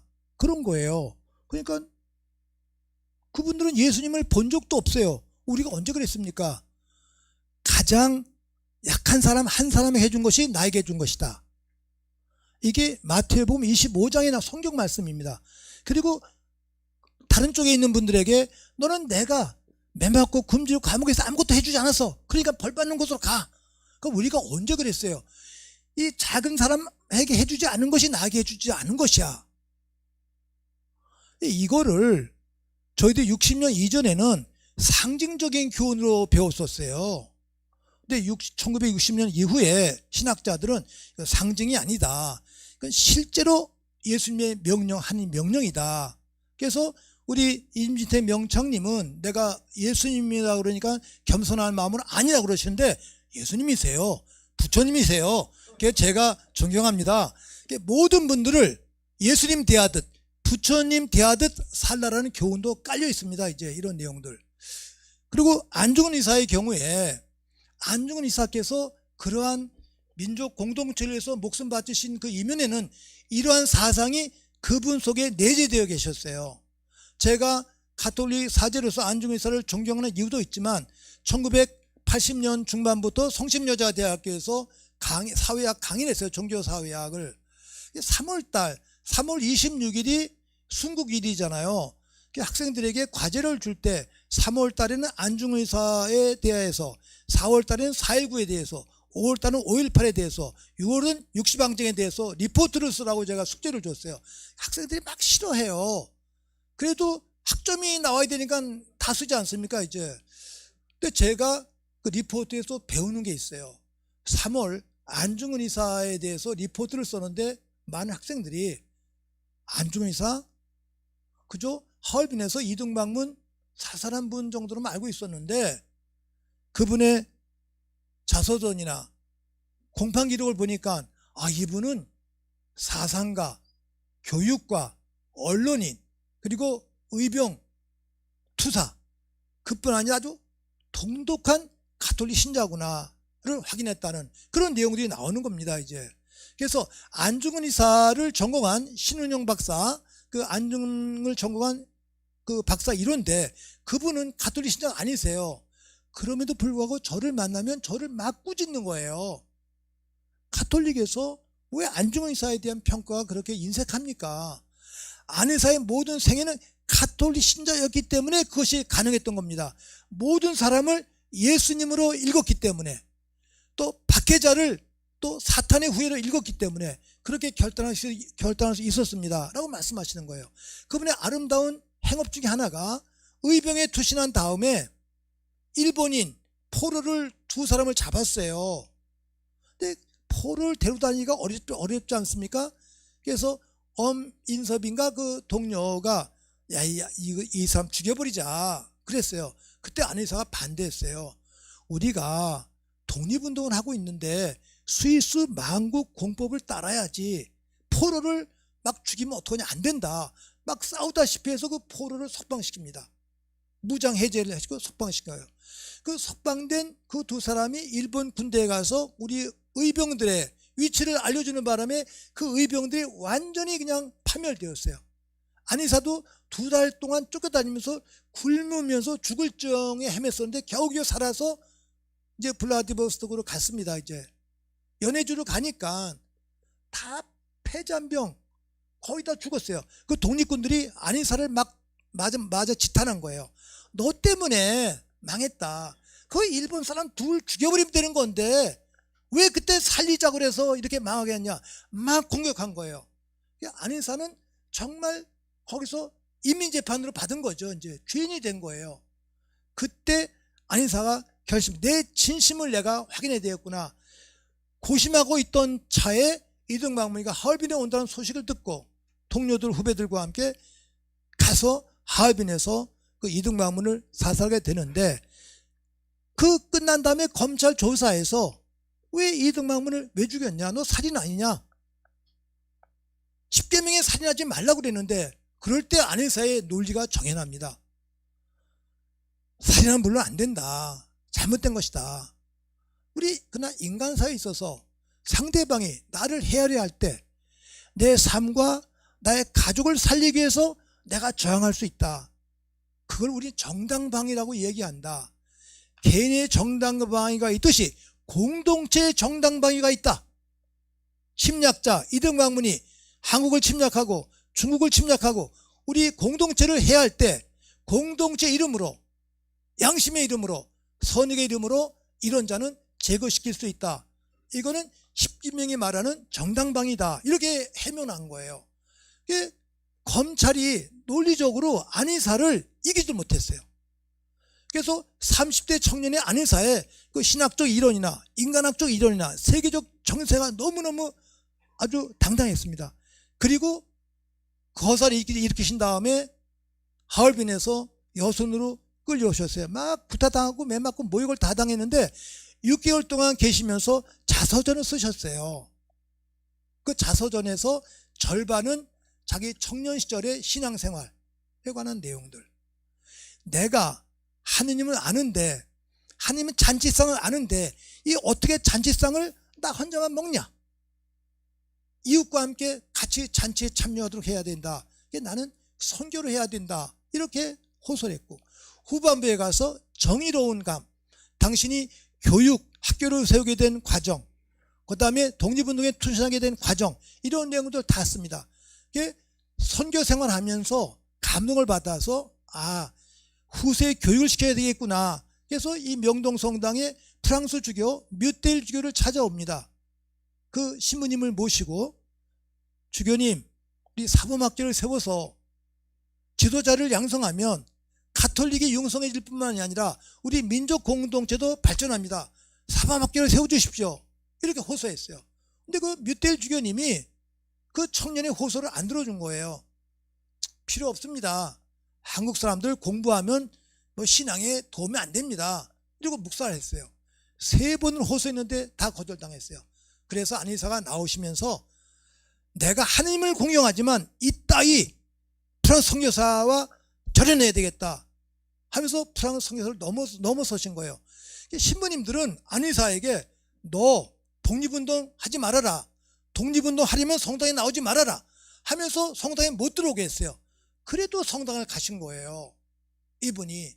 제가 그걸 보면서 내가 120년의 안중근 의사라면 그렇게 선교사한테 구박받고 배척받으면서도 내 신앙을 간직할 수 있었을까?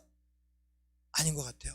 그래서 제가 안중근 의사는 그 당시에 주교 사제들을 능가한 위대한 신앙인, 위대한 신학자다. 그리고 사형당하실 때 유언을 한 10장 정도 쓰셨는데 어머님과 부인과 자녀들, 동생들, 우리 결례들에게 쓰시면서 자기를 배척했던 그 뮤텔 주교한테도 유언을 쓰신 거예요. 저는 거기에 놀랐어요. 저 같으면 안 썼을 것 같아요. 자기를 배척했고 했던 그 뮤텔 주교에게 유언을 쓰신 거예요.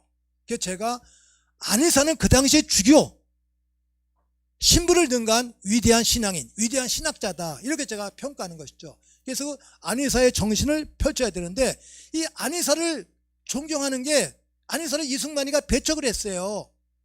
60년대 와서 박정희가 남산에 안중근 숙모회를 만든 거예요.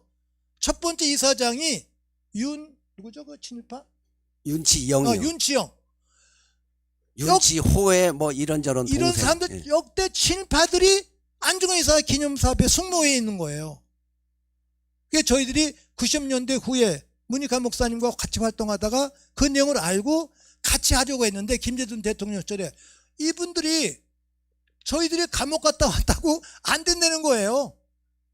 그래서 안중근 의사 기념사업회를 다시 설립을 해서 저희들이 그럼 역사적으로 문헌을 정리하자. 지금 역사 문헌 한 24권 정도 만들고, 그건 이제 우리 서울시 도움도 많이 받았어요. 이제 먼저 박원순 시장 계실 때 도움 받았는데 이제는 뭐 다 바뀌어가지고 도움도 못 받아요 지금.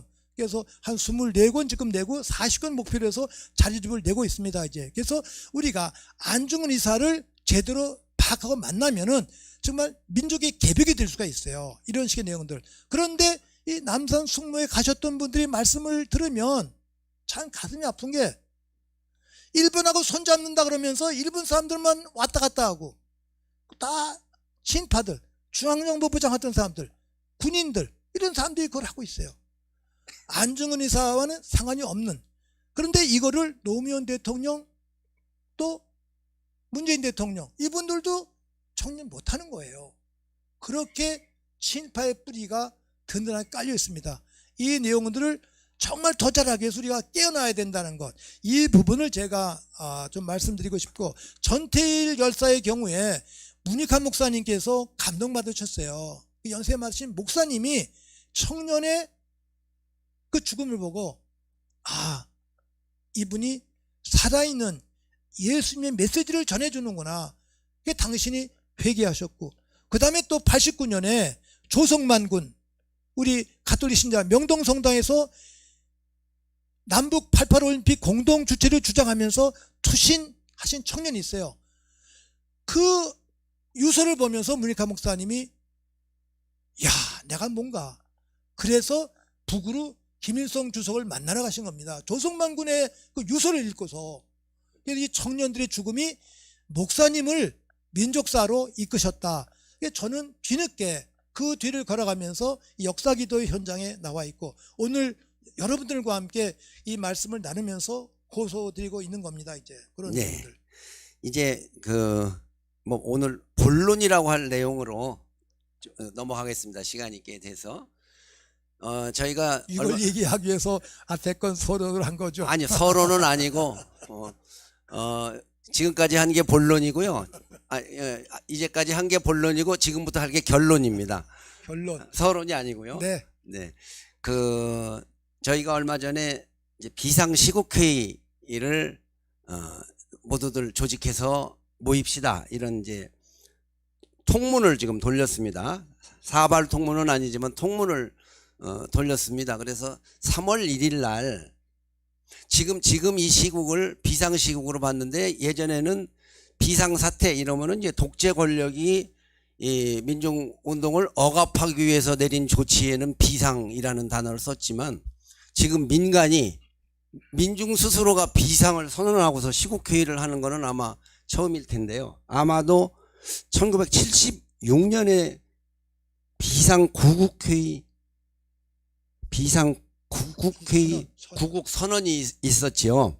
그게 이제 유신체제 깨트리는데 큰 역할을 했다고 지금 이 책에도 나와 있고, 그래서 3.1운동과 같은 그런 거족적인 어떤 움직임이면서, 또 4.1과 같은 그런 또 전국적인 그런 봉기이면서, 그 다음에 또 6월 항쟁과 같은 그런 전 국민적인 또 일어남, 그리고 또 그 다음에 촛불과 같은 그런 거족적인 그런 움직임이 그보다 더 크게 2023년에 일어나야만 그 위기를 극복할 수가 있다라고 하는 이제 그런 절박한 심정으로들, 사실 신부님이 앞장서시면서 그 제야의 원로들, 그 원로에 저도 이제 70을 넘어가고 원로 중에 막내로 끼었습니다. 그래서 거기 했는데, 그 부분에 대해서 이제 조금 설명도 드리고 함께 이제 동참할 것을 권하는 어떤 그런 이야기가 있어야 될 것 같습니다. 지금 비상시국, 위기의 대한민국. 그래서 저희가 명칭을 검찰 독재, 민생 파탄, 전쟁 위기를 저지하는 비상시국회의, 이렇게 크게 3가지로 주제로 요약을 했습니다. 신부님 말씀을 좀 듣도록 하겠습니다. 저도 이제 작년에 선거 끝난 다음에 좀 마음이 많이 아팠어요. 상당히 아프더라고요. 근데 그때쯤에서 저를 신학교에 보내주신 우리 신부님께서 조창희 신부님인데 106세로 선종하셨어요. 돌아가셨어요. 또 그 신부님 장례미사도 가야 되겠기에 한 10분 동안 묵상하고 기도하면서 제 자신이 극복을 했습니다. 이제 뭐 이렇게 또 시대가 뒤로 가지만 이게 뭐 어디 한 번뿐이냐. 또 나치 히틀러 시대 때 아우슈비츠 수용소에서 돌아가셨던 분들, 또 우크라이나의 전쟁에서 희생되시는 분들, 저희들도 일제시대 때 항일 독립 투사들의 헌신과 죽음, 또 그 뒤에 전쟁 상황에서 희생되신 분들, 또 민주화 과정에서 돌아가신 모든 분들, 의인들의 죽음, 순교자들, 이런 분들 이렇게 묵상하면서 좋은 나라들 극복을 제가 했어요. 그리고 이건 엄연한 현실이구나. 이걸 내가 받아들이자. 뭐 이렇게 이제 생각을 했는데, 미사 갔다 오다가 주변 신자들을 뵈니까 너무 상처가 크시는 거예요. 뉴스들을 안 보신다고 그러고 막 그래요. 저는 나름대로 극복을 했는데 이 상처가 참 크구나. 그래서 제가 또 민족문제연구소에 가서 또 격려하는 그 짧은 유튜브 방송을 할 때 제가 신학에서 배운 내용, 그 성녀 소아 데레사라고 24살에 돌아가신 프랑스의 갈멜 수녀님 성녀가 계시는데, 이분이 중학교 정도밖에 공부를 안 하신 분인데 영성의 천재예요. 묵상을 하기 때문에. 그러면서 힘들 때 야, 자연을 바라봐라, 하늘을 바라봐라, 먹구름이 끼고 천둥번개 치고 또 비가 소낙비가 내리더라도 항상 그렇지는 않다. 그 먹구름 너머에 찬란히 떠있는 태양이 존재한다는 것을 생각을 해라 하면서 나름대로의 신관을 정립하고 또 고통을 이길 수 있는 근거를 이렇게 마련했어요. 제가 그런 내용도 이렇게 말씀드리면서 뭐 이 윤석열 시대가 되더라도 보장되었다 하더라도 뭐 길어야 5년, 아까 저 5년 수만 번 쉬는 시간 아니냐, 크게. 그러면서 이제 위로의 말씀드렸고, 그 뒤에 이제 시민교회에 가서 청년들과의 만남이 있었는데, 그땐 제가 또 신학적 해석하면서 우리가 십자가를 짊어지고 가라 그러는 게 있어요, 성경에. 그 윤석열, 우리 시대 십자가다. 이거 짊어지고 가자. 길어야 5년이다. 그랬더니 함께 했던 청년들이 조금 해석을 달리하면서 그리스도인들이니까 깨달으시더라고요. 이러고는 지냈는데 그 뒤에 가니까 이게 십자가가 아니고 막 몽둥이 가시, 그리고 그냥 괴물이 되는 거예요. 그 뒤에 노동자 탄압하고 뭐 그 뒤에 하는 걸 보니까 저도 이걸 어떡하나. 그런데 이제 뜻있는 우리 동료 선배들께서 이거 우리가 나서야 되지 않습니까? 근데 좀 조심스럽지 않습니까? 저희들이 나이도 있고 그런데. 그러다가 고민하면서 했던 게, 우선 민주당 의원들이 더 깨어났으면 좋겠다, 그런 염원을 가지고 있었고, 어떤 경우든지 자기들끼리의 그 의견이 다르다 하더라도 외부적으로는 일치된 모습을 보여줘야 되지 않느냐, 그런 염원이 있었고, 특별히 이제 문재인 대통령을 비롯한 이른바 친문이라는 분들도 더 힘을 모아서 이재명 대표, 아직 경험은 많지 않습니다. 새로 뽑힌 그 77.7% 야당사에서 그런 지지를 받아서 대표가 되신 분은 처음이라고 백낙천 교수님이 막 힘좀 말씀하셨었거든요. 그런 말씀이 떠올랐길래 그것도 상기시키면서 문재인 대통령과 정말 이재명 대표 이런 분들이 힘을 합해서 친문, 지금 친문 무슨 이런 거 따질 때가 아니다. 이 윤석열, 우리 검찰 독재 그랬는데 이재명 대표는 검사 독재라고 그러더라고요. 검찰 그러면 아마 전체를 가리키니까 거기에 또 의로운 검사들도 계시니까 하여간 그 나쁜 불의한 검사 독재, 이 사람들을 타파해야 되겠다, 그런 이제 움직임이 이렇게 있었는데, 저희들보다 조금 이제 우리 이제 임명창 세대 그분들께서 갑자기 하면은 안 되니까 저희 세대 분들은 제안을 하고, 그 다음에 더 논의를 해서 시간이 길진 않지만 3월 1일을 계기로 해서 3.1 독립 정신으로 이 검사 독재, 이 소수의 불의한 검사들을 퇴치하는 이 운동을 해야 된다. 이러면서 지금 이제 시작이 되었는데, 저도 거기엔 동의를 했습니다.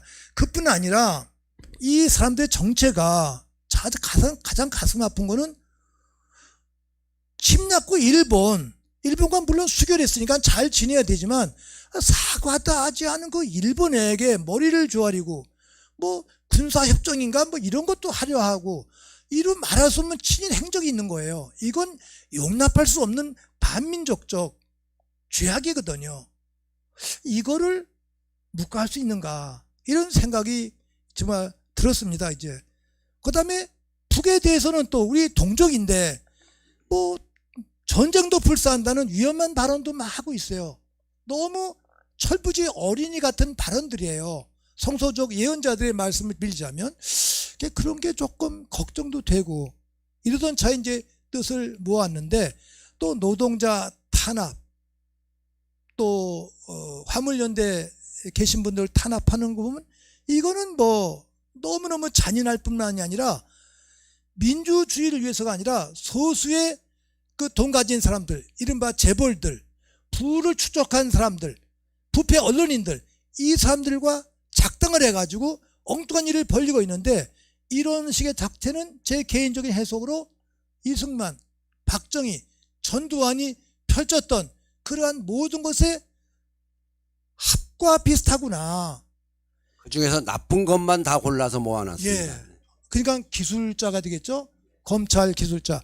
검찰을 하면서 나쁜 기술만 배운 것 같아요. 이게 이런 기술자, 우리가 인간이 돼야 되는데 인간성을 상실한 이 사람들의 이러한 정책은 정말 민족의 이름으로, 역사의 이름으로, 공동체의 이름으로 우리가 좀 정리할 필요가 있겠다. 이런 깨달음이 왔는데 이게 많은 분들이 같은 생각을 가지고 계셨기 때문에 지금 전국에서 움직이고 계십니다. 이제 그런 호소를 했어요. 이게 어떠한 경우이든지 우리가 민족이 평화를 일으켜야 된다. 공동체.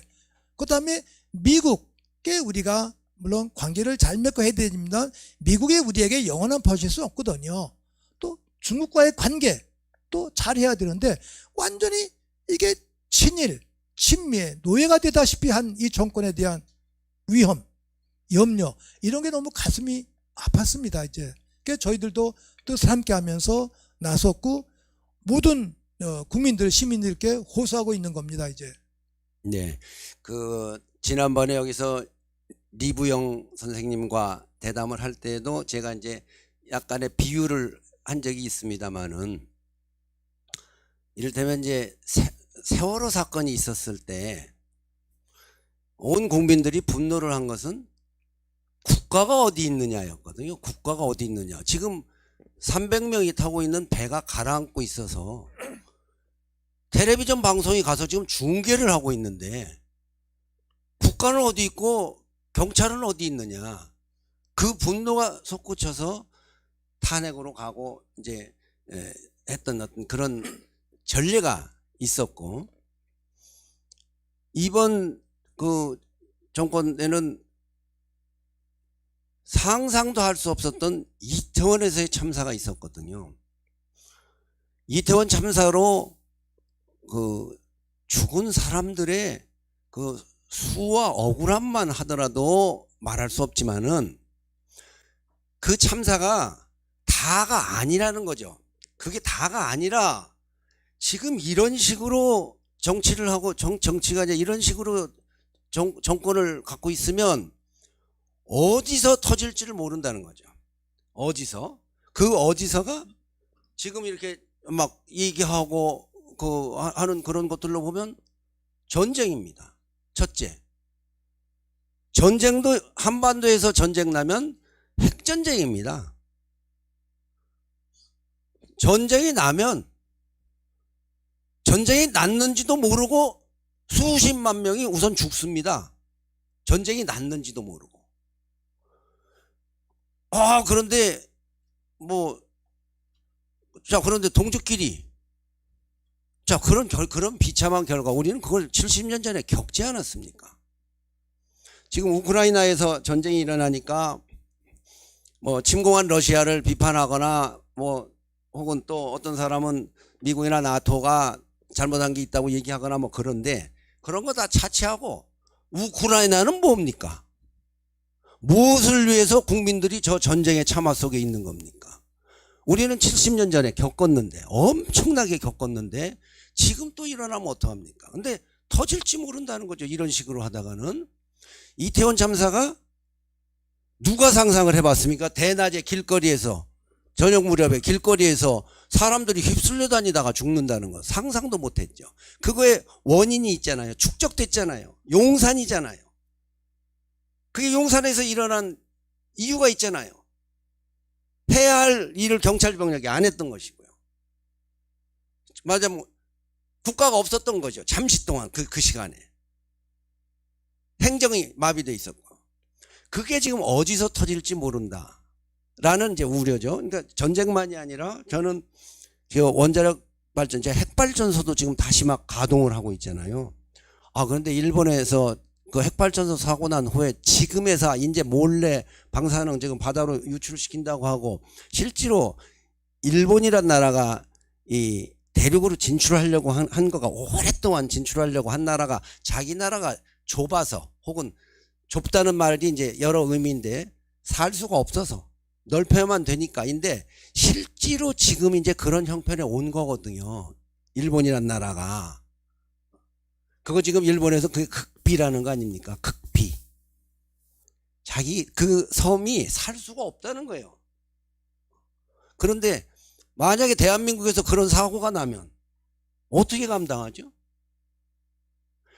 저는 이제 이태원 참사를 그 자체로 오늘 이제 저희 끝나면 글로들 가자고 지금 약속을 했지만은, 그것이 다가 아니고, 그것이 우발만이 아니라 필연적 결과의 어떤 것으로 터졌다고 저는 보기 때문에, 그거보다 더 큰 것이 터질 수 있다. 그거 막아야 된다. 그러려면 이런 정권, 이런 썩어빠진 무능한 무지한 이런 사람들이 한테 국가 경영을 맡기는 일을 기다리기 어렵다, 이제 그런 생각을 하는 겁니다. 그러나 그것을 어떤 다른 폭력적 방법이 아니라 비폭력적 힘으로, 민주의 힘으로, 또 그것도 겪었잖아요. 탄핵이라고 하는 거. 어쨌든 그런 것들로 해서 우리들이 들고 일어나야 되는 게 아니냐 하고, 이제 저도 말단에서 이렇게 생각을 해본 겁니다. 모두 동의를 하시는 거죠? 물론이죠.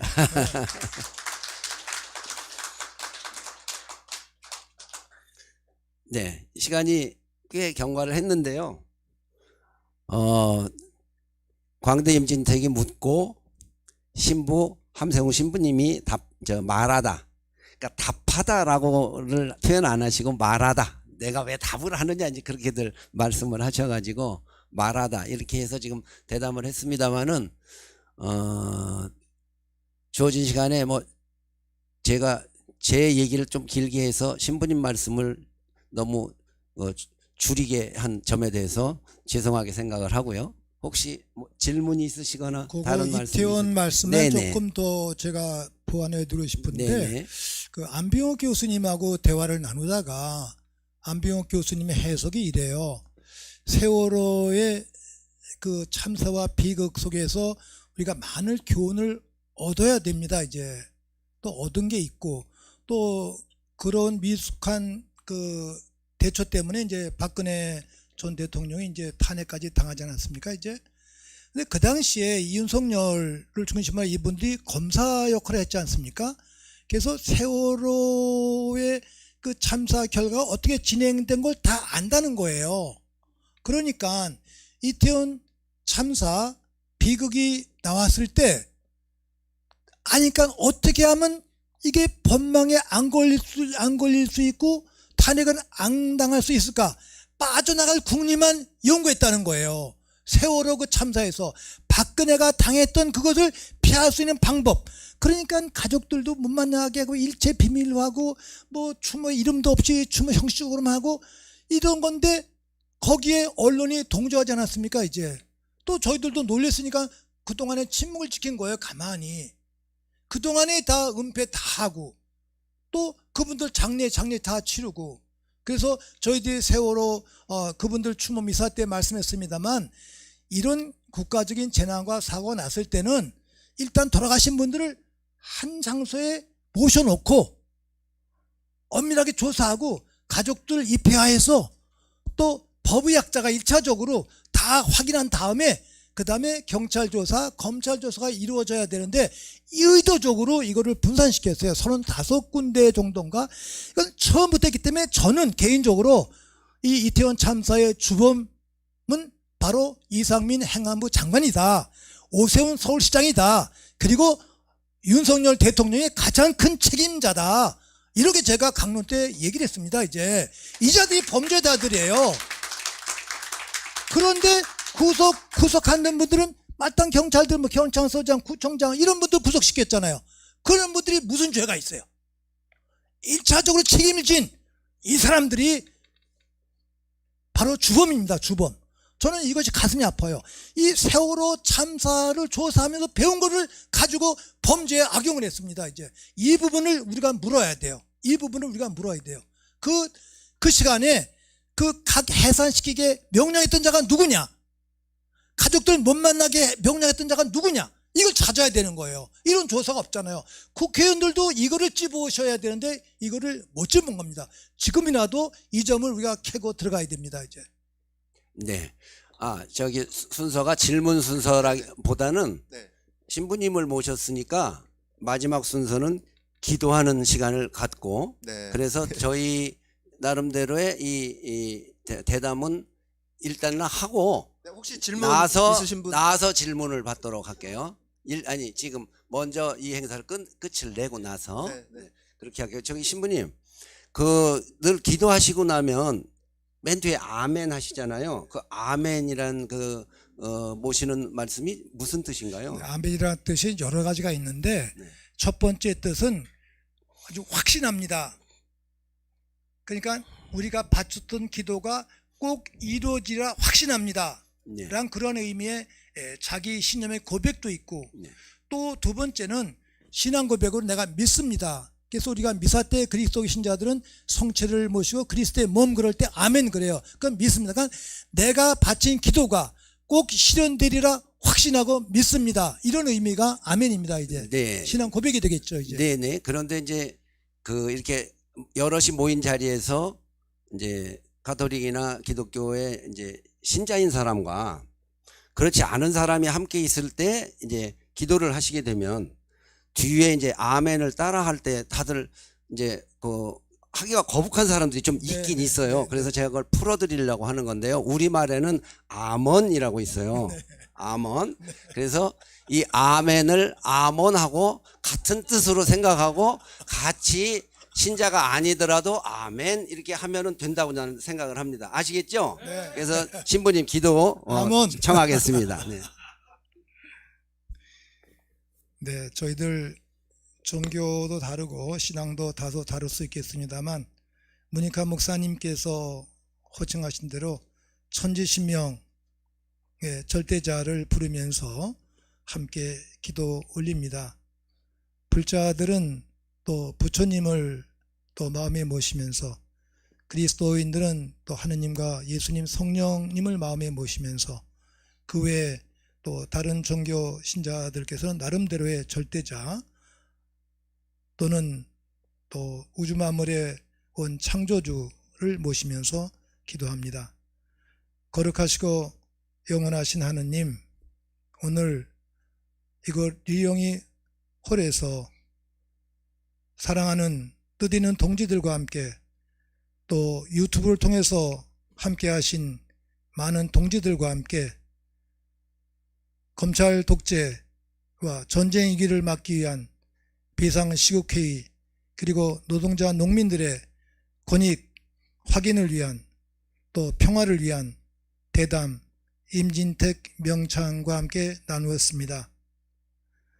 저희들이 나눈 내용 잘 전달되길 바라며 또 나누지 못한 내용도 각자 자리에서 잘 해석해 우리 하늘의 뜻과 선조들의 뜻, 부모님들의 뜻, 또 민주화와 남북 일치와 화합을 위해서 애썼던 동지들과 순국 선열들의 뜻과 연계 아름다운 열매 맺기를 바랍니다. 우리 시대 참으로 위태로운 시기입니다. 저희들이 정신 차리지 못했기 때문에 0.73%라는 적은 차이로 대통령을 또 윤석열 후보에게 내주었습니다만 그 뒤 결과가 너무 참혹합니다.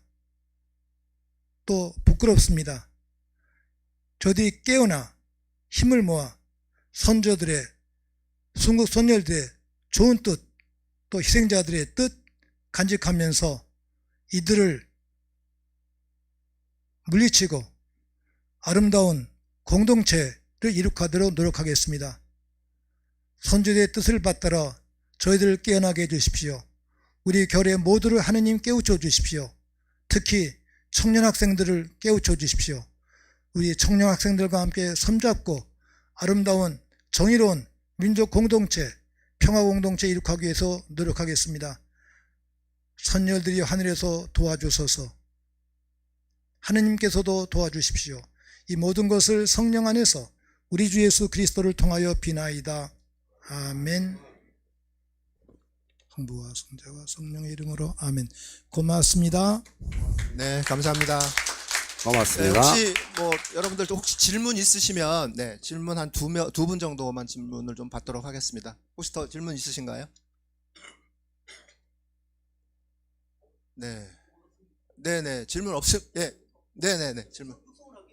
여기 저기 또 시청자분들이 계시니까요. 예. 오늘 저는 좀 멀리서 왔거든요. 두 분 선생님 뵙고 싶어서 가지고 오늘 너무나 좋은 말씀 들었습니다. 그런데 조금 전에 선생님께서는 윤석열 정권 길어야 5년인데 앞으로 이제 4년 남았잖아요. 그런데 지금 4년 동안 무슨 일이 날지 모르잖아요. 앞으로 지금 현 정권이 하는 행태를 보면은 그리고 지금 현재 정권은 뭐 터무니없는 정권이 들었다고 보는데 현실적으로 저는 내년 총선을 생각하고 있거든요. 지금 원래 촛불 행동에서 이제 탄핵하자하고 뭐 한 200만 명 정도 모이면은 물러설 수 있다. 예, 용산을 포위하면 뭐 그런 말씀도 하시더라고요. 그 김명인 교수 같은 경우는 그거는 좀 어렵다. 최선의 방법은 지금으로서는 총선에서 200석 정도 얻는 것이 최선책이 아니냐. 지금 한번 박근혜 씨를 탄핵했는데 두 번 탄핵을 허용하겠는가. 이제 국민들이 지금 보니까 행동도 별로 사람들이 안 모인 걸 알고 있거든요. 네, 조금 짧게 예, 좀 그래가 부탁드리겠습니다. 저는 내년 총선에서 한 200석 얻을 수 있을 것인지, 그리고 전에 180석도 엄청 많이 나왔거든요. 수도권에서 거의 뭐 팍소리 해가지고도 180석인데 200석은 현실적으로 쉽지는 않다. 그러면 이제 그 다음 차선책으로 무슨 방법이 있는지 두 분 선생님께서 좀 한번 예, 고개를 그 질문에 대한 답은 제가 하는 게 맞습니다. 신부님께서는 너무 직접적인 정치적 발언은 뭐 안 하시는 쪽이 더 좋을 것 같고요. 근데 저하고 의견이 같습니다. 그러니까 아까 제가 이게 비폭력적인 방법으로 이걸 바꿔내야지 된다라고 얘기를 했고, 실제로 지금 저 터무니없는 이 정권, 이게 어려운 게 하나가 선거에 의해서 됐기 때문에 매우 어렵다는 거죠. 그 다음에 하나가 탄압의 도구로 쓰이는 이 주구의 역할이 검찰이기 때문에 어렵다는 거거든요. 법을 갖고 있어서. 예전에는 무법이었거든요. 탄압이 무법으로 왔어요. 비법으로. 근데 지금은 법으로 오고 있어요. 그래서 매우 싸움이 어렵다는 거죠. 그래서 이 싸움을 이기는 것은 오히려 합법적 방법일 수 있다. 그래서 내년에 총선이 굉장히 중요하고, 만약 저쪽이 지금 그 총선 때문에 자기네들 내부에서 엄청나게 뭐 하고 있잖아요. 그게 내년 총선 때문이거든요. 근데 자칫 민주 진보 진영이 잘못 대응을 하면은, 저들이 지금 계획하는 대로 만약에 된다고 그러면은 다시 법으로 무도함이 규정되고 강화가 된단 말입니다. 그리고 이 법비들이 더 말하자면 행세를 하게 될 때 어떤 세상이 오는지를 아직 겪어보지 못했어요. 우리 군사독재 겪어봤지만 더 엄청나고, 아까 말씀드렸듯이 이승만보다 더하고 전두환보다 더하고 심지어는 박근혜보다 더하고 심지어는 연산군보다 더한 그런 어떤 세상이요? 혹은 히틀러보다 더한 혹은 무솔리니보다 더한 뭐가 올지 지금 알 수가 없죠. 더군다나 분단된 나라에서. 그래서 저희가 지금 아직 그런 단계까지는 아니지만 내년 총선에서 민중의 힘으로 국민의힘이 저 당 이름이 돼버리고 이거 지금 얘기하기가 아주 곤란한데 국힘 말고 국민 스스로의 힘으로 합법적인 방법으로 압도를 하지 않고는 이길 수 없다. 이걸 마음속에 가지고 있어야 돼요. 지난번 선거에서 사실상 우리가 이겼잖아요. 사실상 이겼어요. 표로 우리가 더 많았는데 선관위 집계로는 우리 표가 나눠져 갖고 졌잖아요. 합쳐야지. 당연히 우리가 그거 민주 진보 진영 민주당 정신 차리고 정의당 용기 내고 다른 진보 정당들 다 하고 힘을 합쳐야 됩니다. 시민사회와 함께. 그렇게 우선 답을 드리겠습니다. 네. 여기 짧게 질문은 좀 최대한 짧게 해주세요. 예. 네네. 네. 마이크 대고. 예, 마이크 나옵니다. 예, 짧게 해주세요. 예, 다름이 아니고요. 도어른들 걱정되는 일이 한 가지 있습니다. 천공이라는 사람이 있지 않습니까? 그 사람이 앞으로 많이 죽일 것 같아요. 우리 민중들을. 그래서 제가 한 말씀 여쭈는 겁니다. 예, 그 사람 빨리 어디서 잡아낼 사람이 없어요. 그 사람은. 네, 마이크 대고 좀 해주시겠어요? 예, 그게 제일 큰 걱정이에요. 어른. 천공 저는 만나본 적이 없어서 모르겠는데 그 종교계 분이라면 신부님이 답을 하시는 게 맞는데 그 종교계가 맞나요? 종교계 아닌 것 같고 신부님 참 부끄러운 일인데요. 제가 고백을 하면 지난해에 선거 전에 윤석열 그 후보 진영에 그런 그 미신적인 행위가 있다는 걸 알고 저희들이 주교회에 건의를 했어요. 이거는 정치가 아니라 신학적 의미에서 신앙적 관점에서 한 분이신 하느님을 흠숭하라는 그러한 일계명에 위배되는 거니까 이런 측면에서 접근해야 된다. 이렇게 얘기를 했는데 우리 지금 주교님들이 좀 젊은 분들이시거든요. 좀 시대적 경험이 좀 일천해서 선거 직전이고 또 이 부분이 좀 미묘하니까 또 얘기가 좀 어렵다 이러면서 회피를 했어요. 근데 신앙적 측면에서 이거는 마땅해야 되는데 오늘의 가톨릭을 비롯해서 그리스도의 전체가 어떤 의미에서 썩었습니다.